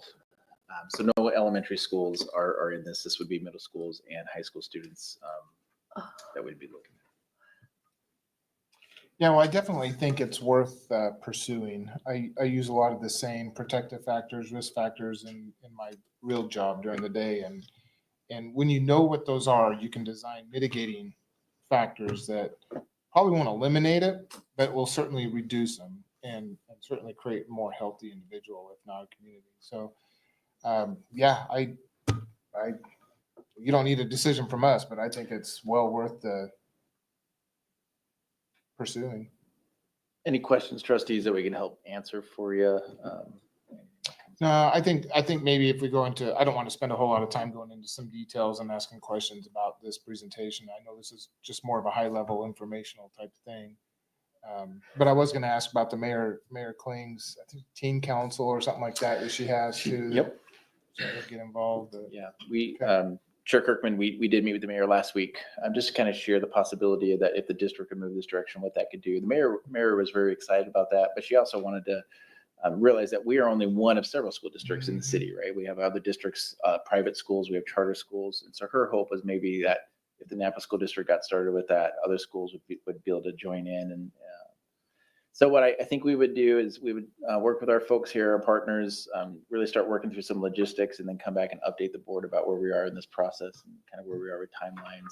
There would be no funding necessary from the district on this. It seems like the funding is going to come from Southwest District Health or grants or whatever it might be. You're not here to ask or in the future to ask for money though, right? this is where you say, no, we're here to get. And then you just drop the mic. Yes. I should have brought it. But Yeah, that's Chair how it comes Kirkman, down the road. that is accurate. There is no cost to the district at this. What we may see as we begin to work with the communities, we may see as something that pop and there might be a need to do something. There might be some resources available through Southwest District Health in this grant that the district could add out to access some of that revenue or dollars with that. But it does not cost the district anything to implement. Great. Any other questions, trustees? All right. Thank you. Did you have anything else you wanted to add? I don't want to. feel like I'm cutting you off. No, thank you All for your right, well, time. thank you so much. Thank you for bringing your this time. Yes, to us. thank you guys. Appreciate it. After the trustee, go to bed. Yeah.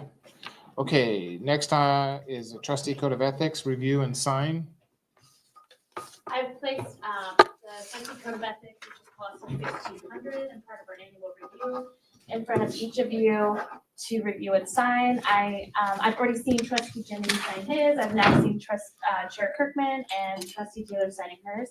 I will ensure that trustee Benz reviews and signs hers, and then the zone 3 trustee will also, I'll ensure that that is done as well. And I'll cover those at the meeting. All right. Before we move on, could we take a quick break? 5 minutes, 10 minutes? 5 minutes?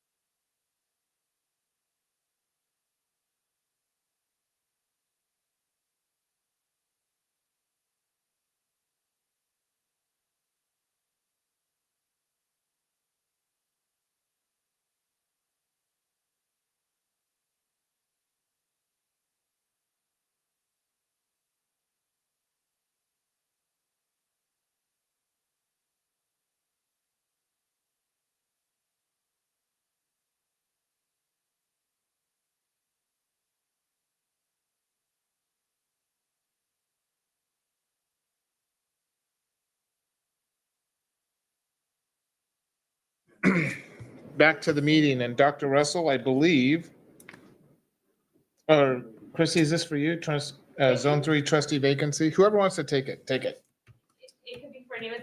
Do you want to take it? Or do you want me Chair Kirkman, Clerk Lamont, go ahead.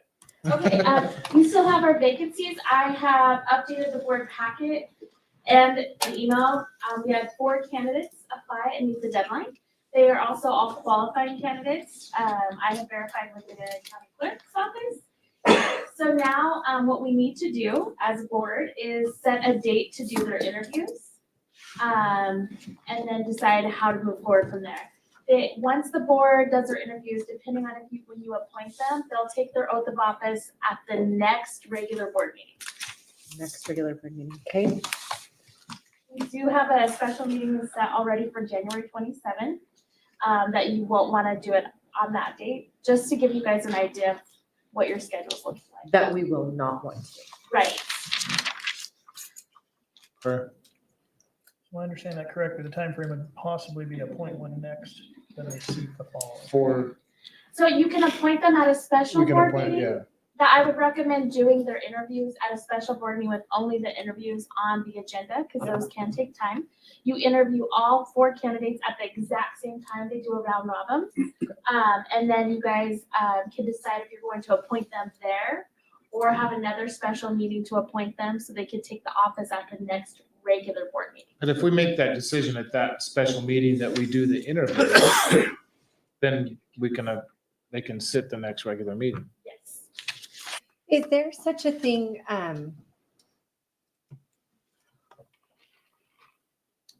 because what we would do interviews, open discussion, vote. Yeah, Right. You I have guys no other done 2 questions. I think that's appointments already. yeah. That doesn't mean we remember them. Oh, well, why not? I'm just kidding. But that would just, How could you forget? that would just eliminate another meeting that we have to. Yeah, I think so too. Yeah. Trustee, Chair Kirk. Go ahead. Trustee Jennings, do you feel comfortable appointing after interview? Yeah. Yeah, At the same meeting. at the same meeting. Yeah. And you say we can't do it on the 27th?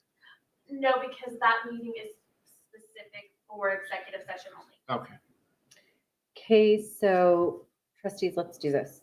When do we want to do this? Well, do you want to look at the calendar and then just let us? I can. Are you guys looking at a specific date? I mean, day of the week. So, the February meeting is scheduled for February 18th, which is a Tuesday because the 17th is a holiday. And we couldn't do it after the special meeting on the 27th? You could get started on time. That's true.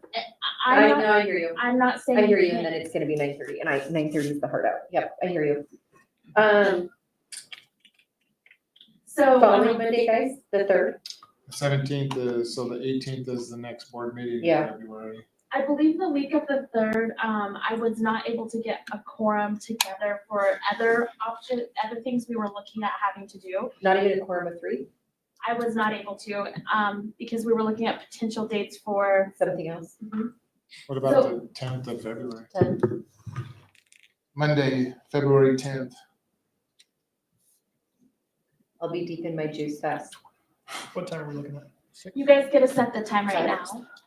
What works best? 5? I think you 6? guys want to also take in consideration that the candidates might be coming from, 6? so for this one, maybe 6. At 6? Oh, you mean coming from work? I thought you were going to say out of town. I was like, wait a Right, second. I no, thought- just because they haven't gotten in the habit of All that right, yet. let's do 6. 6. February 10th at 6 o'clock. Perfect. Set for a special board meeting for Candidate candidate interviews. interviews. How do you want our questions quick? I will send the sample questions and then I'll send the process of returning them.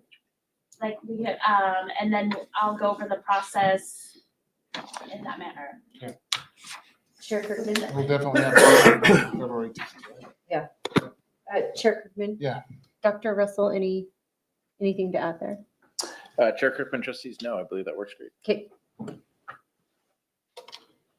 All right. I'm sending the calendar. Okay, very good. Dr. Russell, high school graduation requirements, policy 2700. Yeah, Chair Kirkman, trustees tonight, Mr. Arborough is going to share some information that we've been hearing from the state around our high school graduation requirements, and then also some of the things that we've recognized by switching to a trimester schedule And Mr. Yarbrough is going to give us an update on that. Chair Kirkman, trustees, Dr. Russell, thank you. Really informational item just bringing before you. As Dr. Russell alluded to, with the change to a trimester, we have not changed our graduation requirements yet, as this is iteration 1 in year 1. And the other reason that we didn't shift numbers is the amount of time in a grading period going 203 for our sophomores and up is actually the same as it was with having 202 in a semester-based schedule. We are noticing we are having a number of students that are seniors that actually will be able to graduate early. That's actually a good scenario. There's ways we can still actually gather ADA and do some things that we need to. But over the long term, we need to figure out what we want the district graduation requirements to be in the new schedule model that we have. That pairs along with there are changes from the state coming as far as what graduation requirements are if the legislature agrees with them. The State Department in August, I believe it was, proposed some new graduation requirements. Those have been approved by the State Department. Now the legislature would need to sign on or sign off in the education committees, as it will be a rule change under Idaho law. So it would have that force. The good thing is it doesn't change the number of credits. So the State Department did not offer changing that, but there will be a shift from a speech or communications credit to a digital literacy component. So we'll have to develop a new course based off that. They also brought in some changes to what has traditionally been the last 15 or 20 years, the senior project. It'll be shifting to what's called a future readiness project and some changes along that line. And then also a couple of things that deal with career pathways that kids can take. With our CTE programs, we're already well down the road on that, feel very comfortable. What I'm bringing to the board today for information, and then we would come back later and ask, is truly about what type of committee the board would like us to put together. In the past, we have used a board committee for graduation requirement review. And we could definitely go that route, or we could go to administrative route. Some of it is just logistical. If we go down a board committee route, we have to conduct open meetings like we do with negotiations and those things. That's fine. It's just the logistics of doing that. The other would be to do an administrative committee and then bring recommendations forward to the board for that. So again, as an informational item, putting that in front of you, no action really required, but knowing that we need to start thinking that as we move forward. The graduation requirement changes from the state will probably not take effect until the class of like 27, 28. And the board, based off our policy, we typically start with the incoming freshman year, but we can make adjustments to that as we would need. So we currently have 51 credits as what our requirements are. And the last time we did graduation changes was back in 2021, and we allowed for some flexibility within our tech credits of how we do those, which the state doesn't require. And then we looked at a couple other things as far as offering PE for other things, including varsity athletics, marching band, along those lines, and we've incorporated that into our new schedule. So right now, can we make a decision on whether or not to make that administrative committee or a board committee? Does that take a board action? Give that direction. Yeah. What do you think? I think the administrative committee would be quicker and flexible, more flexible than a I'm with board. it. Are you okay with that? Yeah. Let's just direct staff to set an administrative committee for the high school graduation requirements, changes, whatever you need to do to adapt to. We'll do it, and we'll bring updates. I anticipate that being a process probably the remainder of the school year, maybe even into next, based off when the state decides whatever those things are, but we'll definitely do that and keep you abreast and get that rolling. So Yeah, Great. eliminate all the scheduled meetings you guys have to, and the open meetings that you would have. thank you. Thank Okay. you. Thanks. Curriculum committee update, Dr. Russell. Chair Kirkman, trustees, is going to have Ms. Gomez come and share where we are in our current adoption processes and just give an update on that.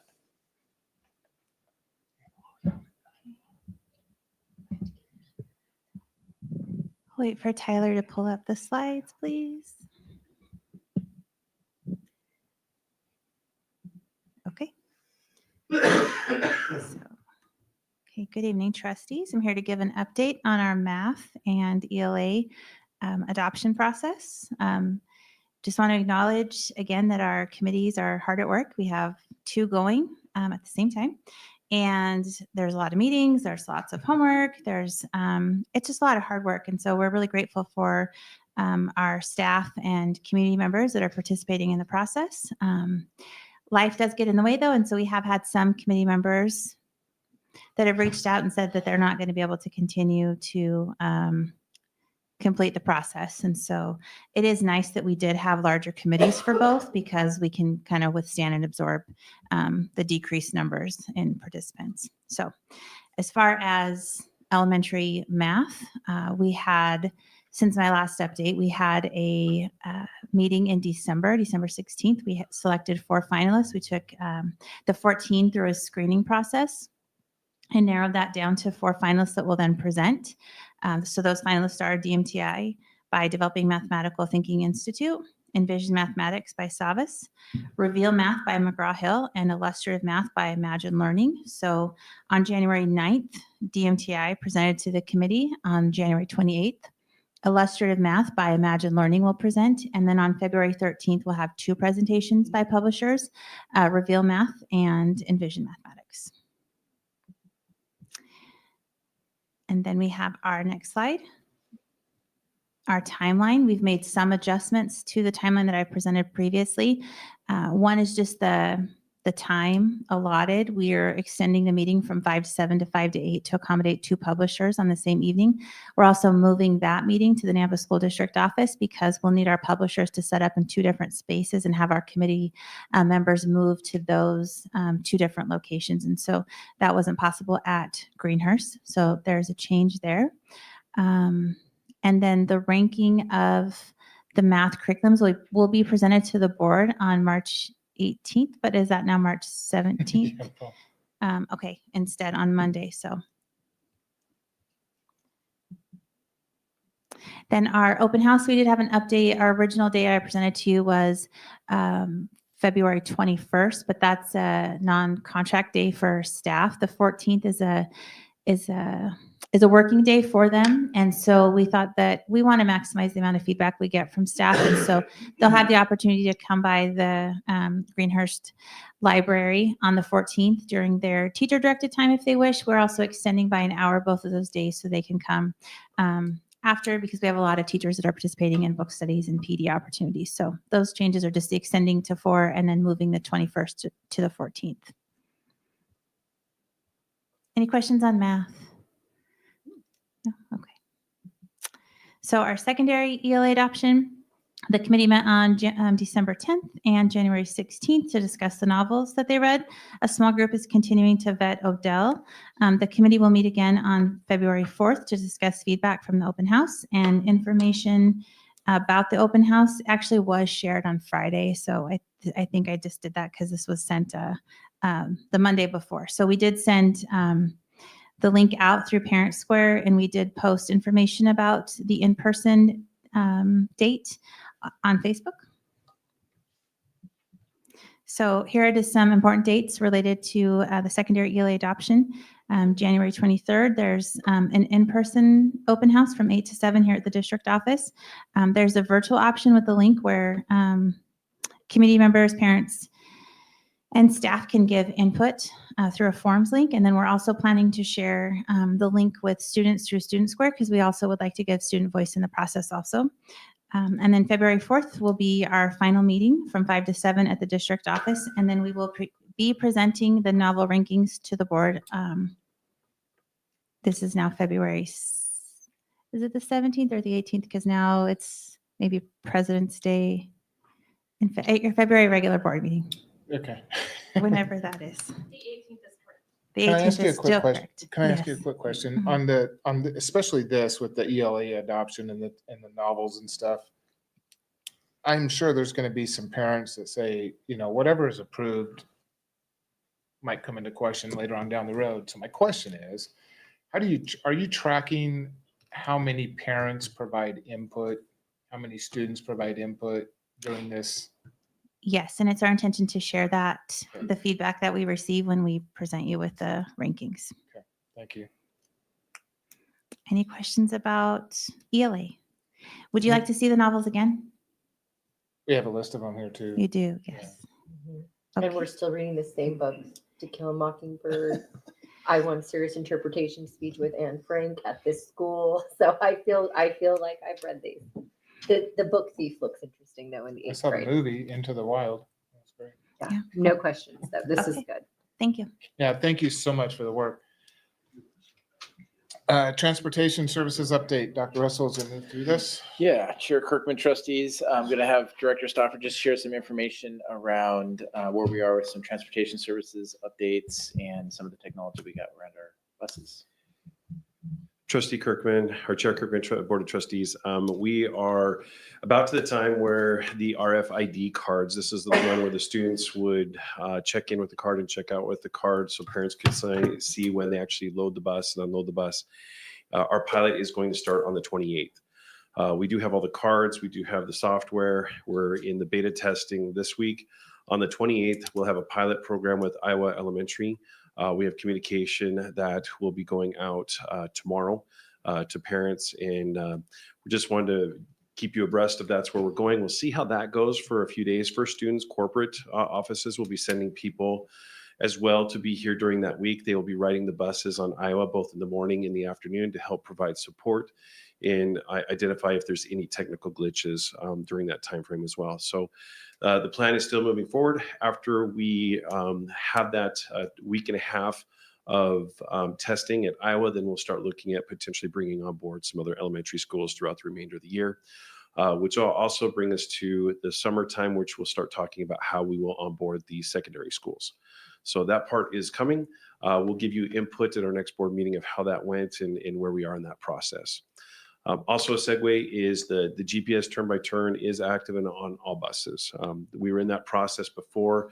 It's been on for a while, so this is just because of our last board meeting. We wanted just to update you with that as well. So those things are now in place. Any issues with the turn-by-turn? Chair Kirkman, at times, yes, there is, but it's not significant. The issues are really dealing with construction, which as soon as we get that information, both the city and the county have been doing a very good job of letting us know. So some of that we are able to update quickly. And there's some other components that come into those minor constructions that we don't hear about. Those sites that happen for a day or two or for a week. We're getting that and we're able to make those updates. And it takes, it's fairly quickly how those update for us. It's just the knowledge of getting them so that we can update them. But we had roughly about 95 to 96% of all of the routes were accurate.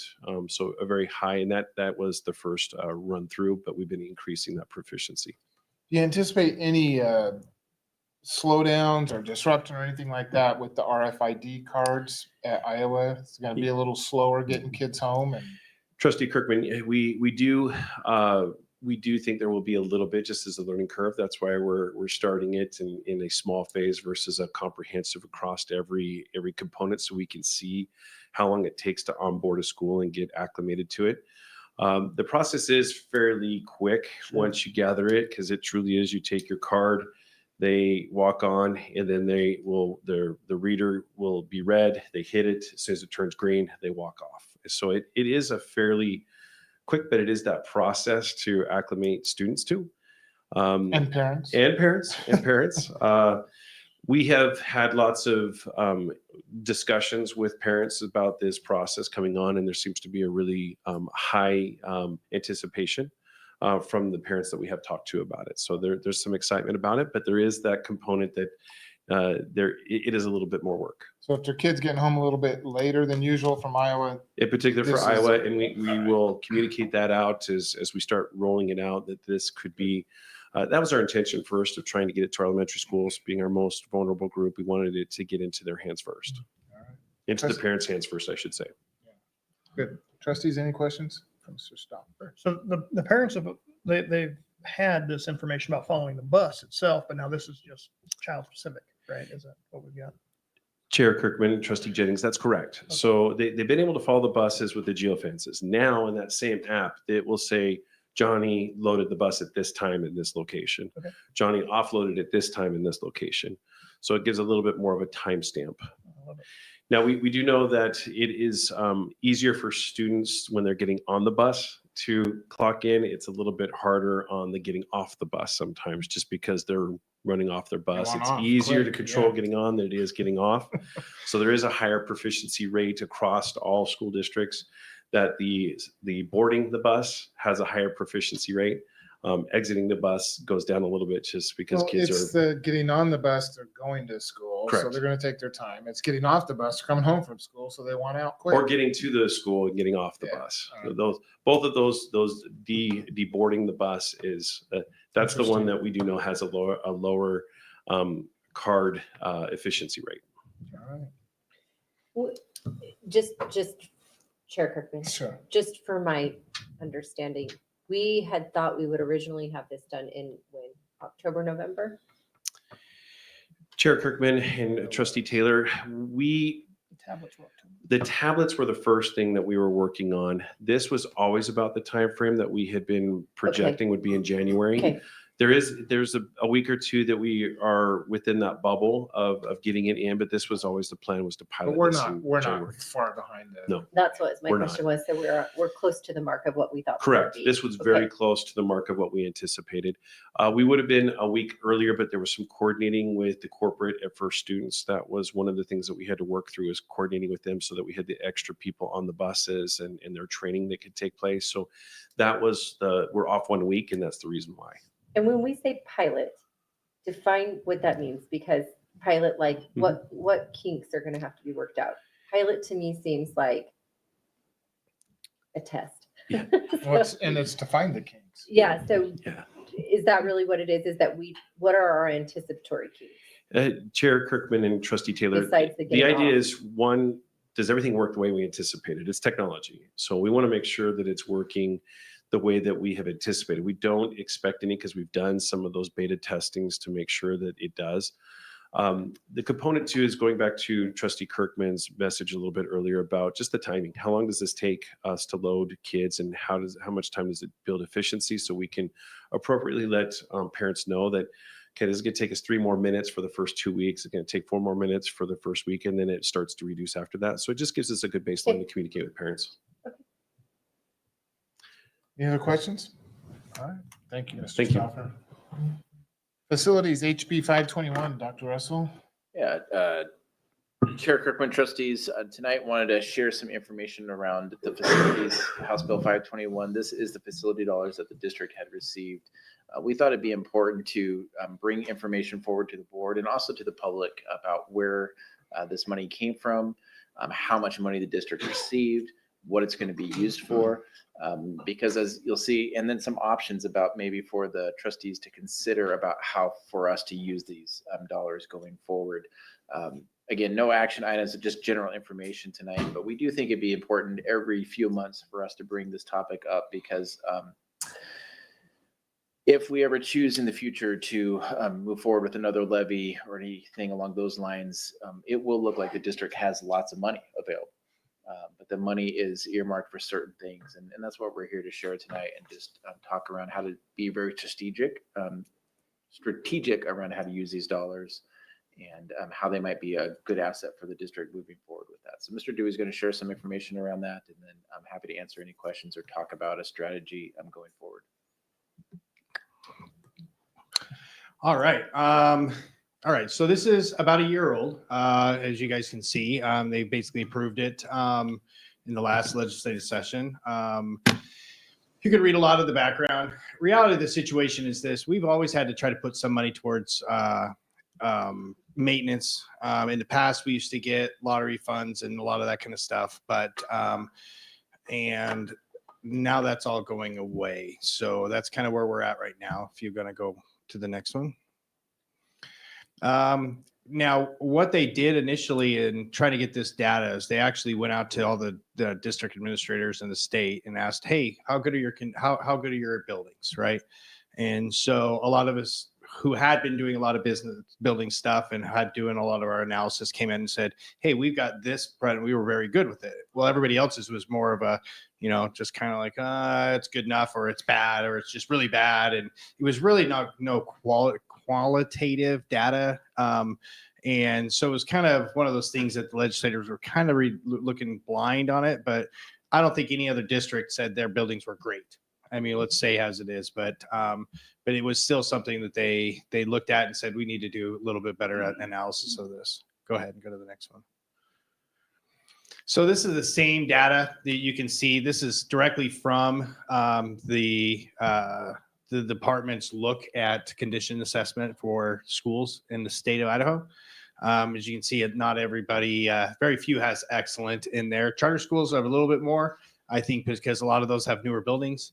And they have just different facility needs is what they have. And they have a lot of backing for some of their charter facilities when they get them. Majority of everybody else, we have very few buildings that are in excellent condition. And really reality is if you've got a new building, that's kind of excellent. None of our buildings are new. So we're more in the good, fair, and very poor range is the majority of ours, if you guys notice that. Go ahead. So here's the fix. And everybody got real excited about this in the legislature and said, we're going to save schools and we're going to do all this stuff. And they really did try. I will admit, they really did try to do what they could for facilities. The first time since I've been here in 11 years that they've tried to do something. This bill that they did, House Bill 521, it did allocate a 10-year bond that they're going to put out for this. And it's the bond's going to be paid for $125 million annually from sales tax revenue. And then, and that'll get us the $1.25 billion towards it. The unfortunate part is what they're doing to also pay for the bond is they're taking away all of our lottery and our maintenance match money. And I'll show you what that means for us in the future. The bill also allocates based on average daily attendance. And includes provisions for small and rural districts. The problem with this is a lot of the schools that need it, and I hate to say we didn't need it any more than anybody else. I don't want to say that, but there are a lot of small districts and small cities, small towns that can't get a bond passed, that literally their buildings are crumbling. Their buildings, some of them are still living on coal heat. And this, by doing this, real? allocate, what? Yes. Cold Yep. heat? Coal. Yeah, Yeah, they're I was just shoveling making coal. sure that I heard you correctly. Okay, yeah. And cold it's absolutely horrible in some of the conditions in some of these rural buildings. And ours, we have some too, but I think we've been able to keep up with a little bit more than others. We're sure not shoveling coal. Definitely not. Okay. But the problem is they allocated by average daily attendance. So small school districts get no money. Large districts like West Data got $100 and something million. So we got $46 million or 45 roughly. So it makes it really hard. It wasn't real equitable for districts that truly needed it, in my opinion. And we need it too, don't get me wrong, but it's really a bummer. The other thing they slipped in here, which was really a kind of a frustration with this as well, is they slipped in one last thing that eliminated our March elections. That was one election that we have always used in the school districts to really get out and try to do any supplemental levy stuff, any other bond stuff that we have. So we actually had time, if it failed, to go back in May. And at that point in time, to be able to realize, okay, if we're not going to go back in May, what do we do with our budget? That gives us enough time in the budget to actually do things. They've first, the legislators for years, little by little, have just kind of reduced and put a chokehold. The first step was getting us on primary, in the four main elections. And they got rid of one election cycle last year, which was the August one.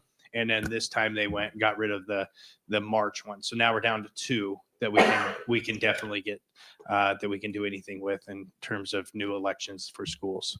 Go for the next one. So the good, again, like I said, we're going to get approximately 46 million. We got 36.6 million received right now. We should, the bond sale's done. They're still finalizing some of the end of some of the other districts and some getting all the rest of the money. We received our 80%. We should be getting the 20% here, hopefully by next month.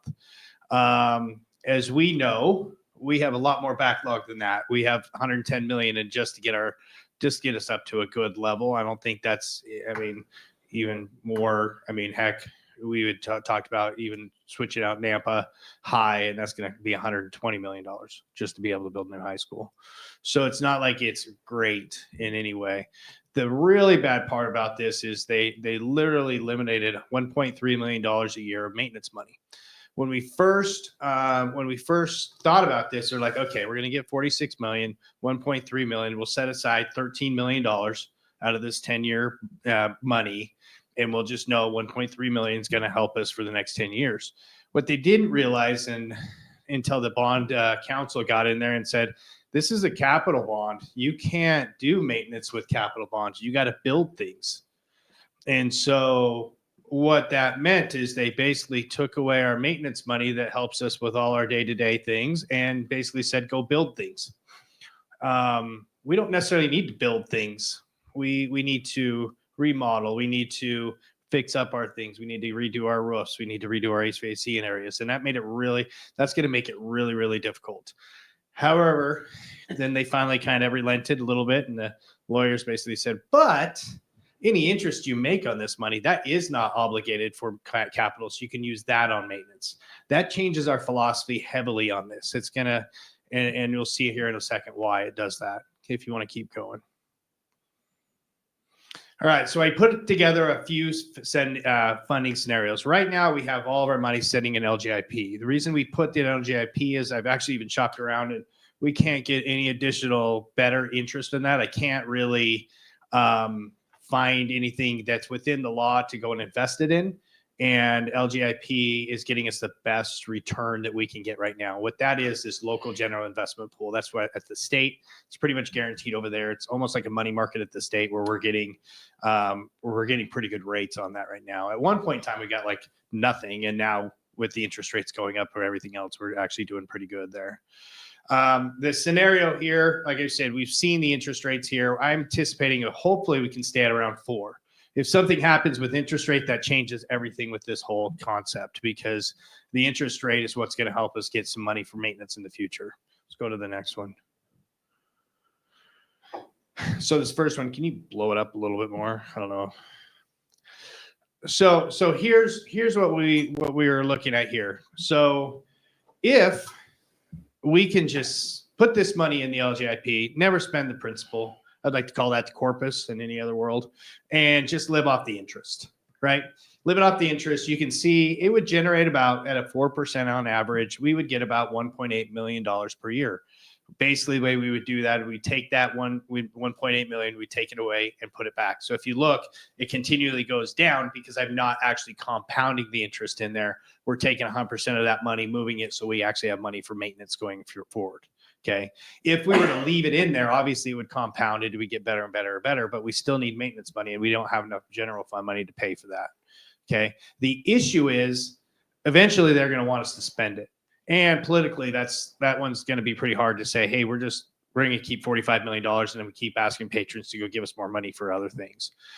So I don't know if this one's real practical, but this one's just like the one, if we were to do nothing but just save it the whole time, then we'd have to do it. And I think by the end of the 10 years, they would come back and say, well, you didn't use it, we're going to take it back, which that would be worse for us. So I don't want to do that. And you don't need any more. That's the other side of it too. So, all right, you want to go to the next one? All right, so here's the other side of it. We wait 5 years, and then we start taking out in increments. So we invest, we do some maintenance, we get our 1.8 million-ish per year. And then in July, fiscal year 2029, we start spending about $8 million a year, okay? And that would, if you notice that, but what it does, if you look at our interest withdrawal, it significantly lowers every time that we bring up part of our corpus down, because our base is down, all right? It starts going down lower and lower and lower. So ultimately what that would mean in years of 2031, 32, 33, we would have to start allocating general funds to do that. So, I mean, just put in there context of that, regular teacher salary roughly was around total cost about $80,000. You have to put $1 million away from the general fund. That's what, 10, 11 teachers that you're going to have to basically get rid of or make other adjustments in the budget to try to get there. So that's the worry we have is as we spend it, we will have less money and we'll have to allocate for general fund. It's just a future thing that we have. Now, what could we do with $8 million? A lot. I mean, that's great things, but where's Courtney? He left, of course. Don't ask Courtney. I mean, I will say this. There's, other than building a brand new where you have somebody building, when you're dealing with some of these large construction projects and remodels and that kind of stuff, it's a lot of work. I mean, it takes a lot of work. And even if you have some great vendors, and Benetton has been a great partner of ours and some of those guys. And so it's just when you're going to that level, it's a lot of work to do those kind of big maintenance projects every single year. It's basically like you almost need a 2 or 3 people just to manage that themselves. Chair Cookman, trustees too. The other thing is too, the 8 million maybe could do a lot now. 4 years from now, the cost of construction, who knows where prices will go? Yeah. It may not do as much, but just the idea of this model is kind of, do we sit on it for a little while, let it generate some interest to use, and then look at some projects maybe in the second half of the lifespan of the dollars. Well, and again, you have capital expenditure highlighted there, but with the interest, the 8 million, because that's what it is. 8 million is interest. No, at this point in time, capital is actually, we're bringing down the Okay, corpus. so now you're we're actually now bringing you're- down the but it has 46 to be million. spent on Has to be building. spent on something new, some big remodel, something like that. You can't just go and. So it's not just maintenance anymore. It's not at all maintenance. That $8 million has to be something new, similar to our construction that we did at Snake River for gateways. So those type of things would be qualify, or build a new wing, or build, do a auxiliary gym, or those type of things was what that would be. But even then, you're not talking that's going to build a very big building. And so we're still looking at, in this scenario, we're still looking for some money for maintenance. That's exactly right. And the more you use it, the more we have to pull from general funds to do maintenance projects, or potentially go supplemental levy, ask patrons or that, which will be hard when you're still sitting on a whole bunch of money and people don't quite understand. Hey, you're sitting on 14 million. Why are you asking us for 2? I mean, it's just like, well, we can't use it. People don't quite understand it. And even the legislators don't understand it. They still hit us up on that one. Why are you still asking when we just gave you all this money? So What was our previous maintenance budget? prior to changes? we've been, for the lottery funds, we've estimated around 1.3, 1. It depends on our ADA. It's based on ADA. Yeah, Chair Cookman, trustees, and just to reiterate, that's what we've been spending. We really need about 2.3 a year to stay where we need to with the rise of cost of maintenance. So even the 1.8 that we budget now. Well, that we're budgeting only 1.3, so that would bring in 1.8 million for that. I mean, you take that in consideration. A roof at one of our, like South, I believe, or I don't think West needs the next one for some. I think that's going to be $1.5 million project. Just doesn't go very far. Anyhow, and carpet alone in the H pattern is $400,000. What does it look like then if interest rates actually do go down? I mean, is it still the same plan think of ahead? it, so that's 4%. For each percentage, divide that by 4, and in each percentage, it goes down that much, right? But we don't have a separate contingency plan for that money in the event that like this plan just doesn't work anymore? Well, the whole reality is if interest rates go down, then we have to reallocate general funds to make it, or basically do what we did for many years when real things got really tight and start band-aiding everything and really trying to and not do maintenance that we really need. It's really, okay, how do we fix this? I mean, we were at a point back in 2007 and stuff, where instead of building a new whiteboard, we get shower board and make our own whiteboards. I mean, things like that we were trying to do internally, try to keep this thing afloat until you got maintenance money back.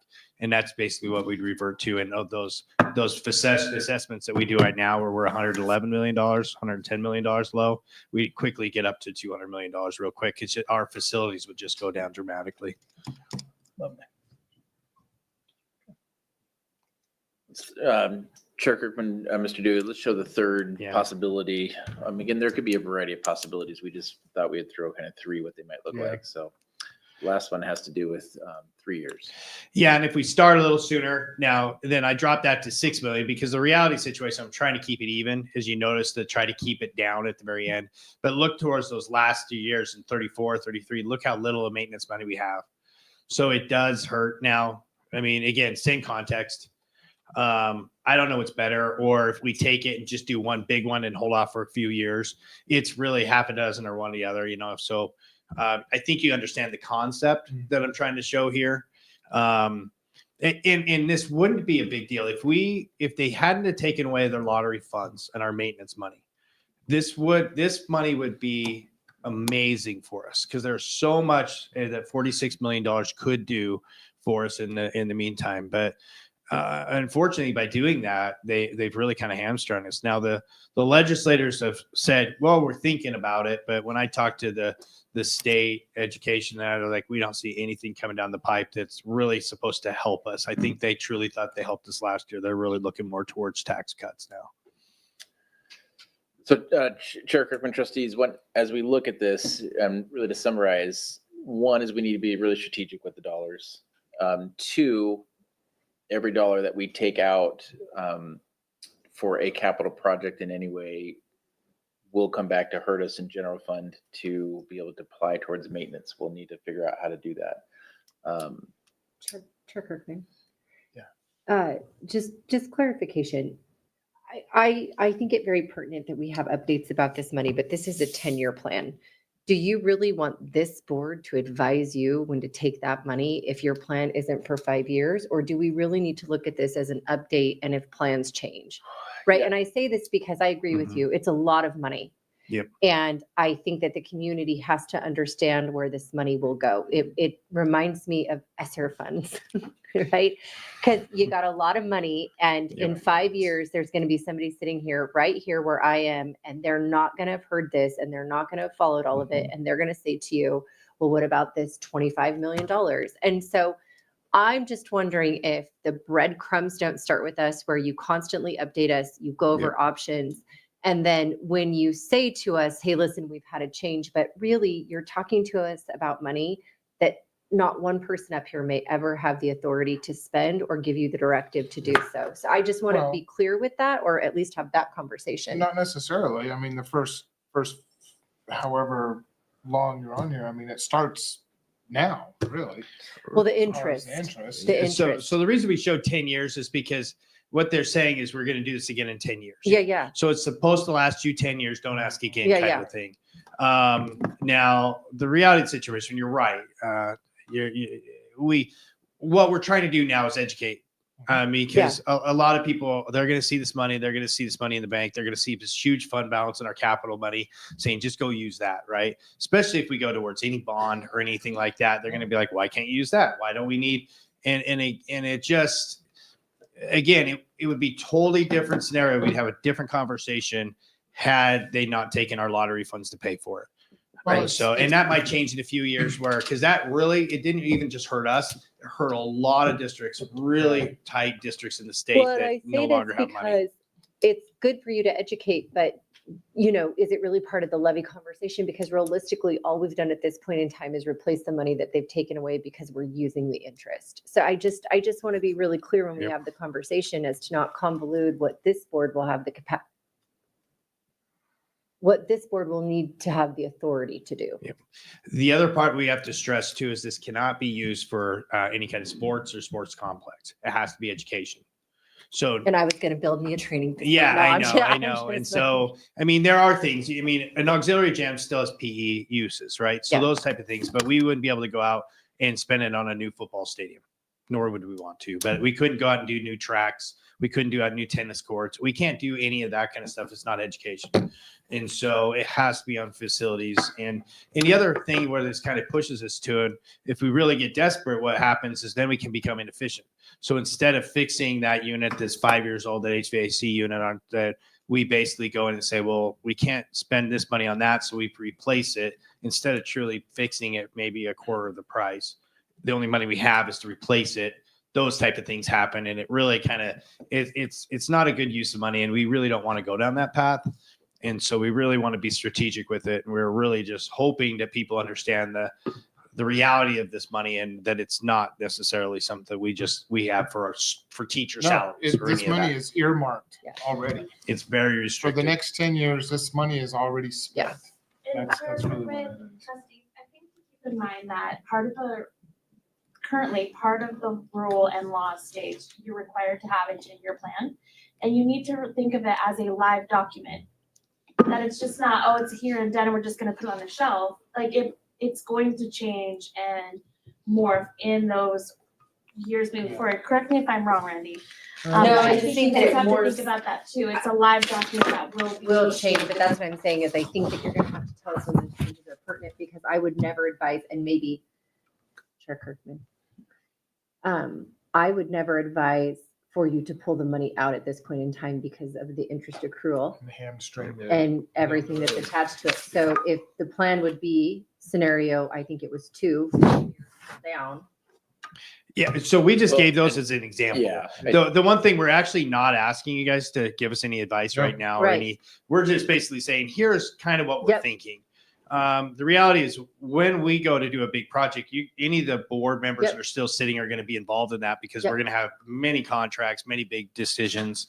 It'll be multiple meetings because anything of that magnitude will have you guys, any board that's sitting at that time, regardless of who it is going to have an influence in Yeah, those decisions. And I just want that to be the conversation the community's having because we really don't have $40+ million to spend. Not in the way we would hope to spend it. Okay. Thank you. We have, if Dr. Russell, if we could maybe finish up in 15 minutes. Yeah. Yep. Yeah. Um, We're Chuck done with this Kirkman, one. Next, I think, is our treasury report, Mr. Dewey. If you could Yeah, just share. it's me. And I only got one slide. This is, if I could drop this mic, I would, by the way. I tried to do it last time. You guys didn't have a meeting and I was so excited about it. I had one slide. If you want to put that up there for If you finish me. in one slide every time, I am going to bring a plastic mic for you to drop. At the I end. know. Well, maybe if the guy here would get it up, I could pretty much get it going. So remember our bid budget, 604 units. We're at 604.89. So it's the best we've ever done in 11 years I've been here, coming close. That is a huge reduction from last year, remind you. And we had to take into consideration a lot of different things to make this work. And so, I mean, it was a lot. It wasn't just my department. It wasn't anything. And just everything we've done, I feel real good about the numbers right now and where we're at. And so, like I said, we're about $58,000 difference. And the difference is literally because the instructional people staff average salaries, but those are even the closest we've ever had. Reality of the situation, I think we're in a good situation to fend off any additional losses we potentially are going to have. We're going through some additional things to look through. We're going to have an outside consultant also help us with some enrollment projections as well, because with all of our changes and boundaries, we kind of need a little help to make sure we're allocating appropriately to our schools. But we've weathered the storm. But I mean, there's more to come. And unfortunately, our district is still dropping in size. It's not like we're growing. And so I'm not saying additional cuts aren't necessary, but I think at least at this point, as long as we can just kind of go down gradually instead of this big hit that we did before, I think it'll make the world a lot better for us. Great job. All right. Thank you, Mr. Dewey. Yep. Enrollment. Yep. Chair Kirkman, trustees, just your monthly enrollment report there. Happy to answer any questions if you have any on that. And then moving on. Yeah, moving on. Thank you. Dr. Yeah. Russell. That was quick. Yeah, Chair Kirkman, just real quick on superintendent's report, just a couple of Took me seriously, updates. didn't I'm going to ask Tyler if you could go ahead and share our just Friday update report on, we still are monitoring staff on Fridays. And, you know, are pleased we're seeing our staff attend those days, and I'm still seeing value in that. So just wanted to share those with trustees. Happy to answer any questions if you have on any of those. Our last one here, January 6th, 95% attendance, 4% were on leave.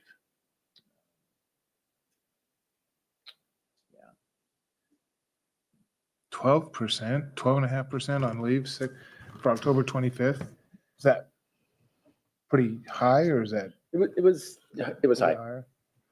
Is Trustee Jennings, is that, It's last ditch effort for deer. I was gonna say, is that like the tail end of hunting I season?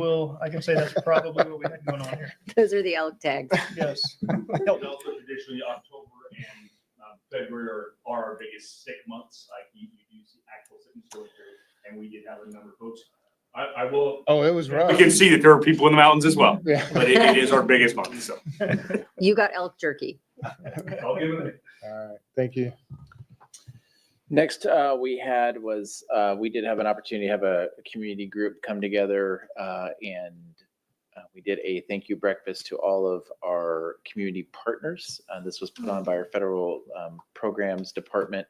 I had a nice little breakfast over at Skyview High School, just an opportunity to give back and say thank you. This is businesses that have helped donate to the schools. This is churches who help support our schools and various organizations as well. So just a really nice thing to have. But that was right before Christmas break, about a week or so before we went on break, and wanted to give an update and just thank our community for their continued support and really appreciate those partners. And we wish we can give more back, but we do appreciate recognizing those. And I believe that is all we had. Quick question on that. I've always been interested in how much the community donates, whether it's in time or whether it's in dollars. I'm sure we track that. Yeah, we do track some of it. I'm happy to maybe bring it. We're moving on to future agenda items. so Yeah, perhaps- and maybe it might not be appropriate to bring that up and, call one out for donating this much or whatever, but, maybe just in a. Yep. Happy to do that. All right. Anything else, Dr. Russell, you want to add? Anything from your staff or? Nope. Okay. Anything, trustees? All right, I will then entertain a motion to move into executive session. I move that we move into executive session to consider the evaluation, dismissal, or disciplining of, or to hear complaints or charges brought against a public officer, employee, staff member, or individual agent or public school student, to consider records that are exempt from disclosure as provided in Chapter 1, Title 74 Idaho Code, and to communicate with legal counsel for the public agency to discuss the legal ramifications of and legal options for pending litigation or controversies not yet being litigated but imminently likely to be litigated. The mere presence of legal counsel at an executive session does not satisfy this requirement. I'll second. All right, we have roll call. Chair Griffin, Yes. Steve Taylor, Aye. Trustee Jennings. Aye.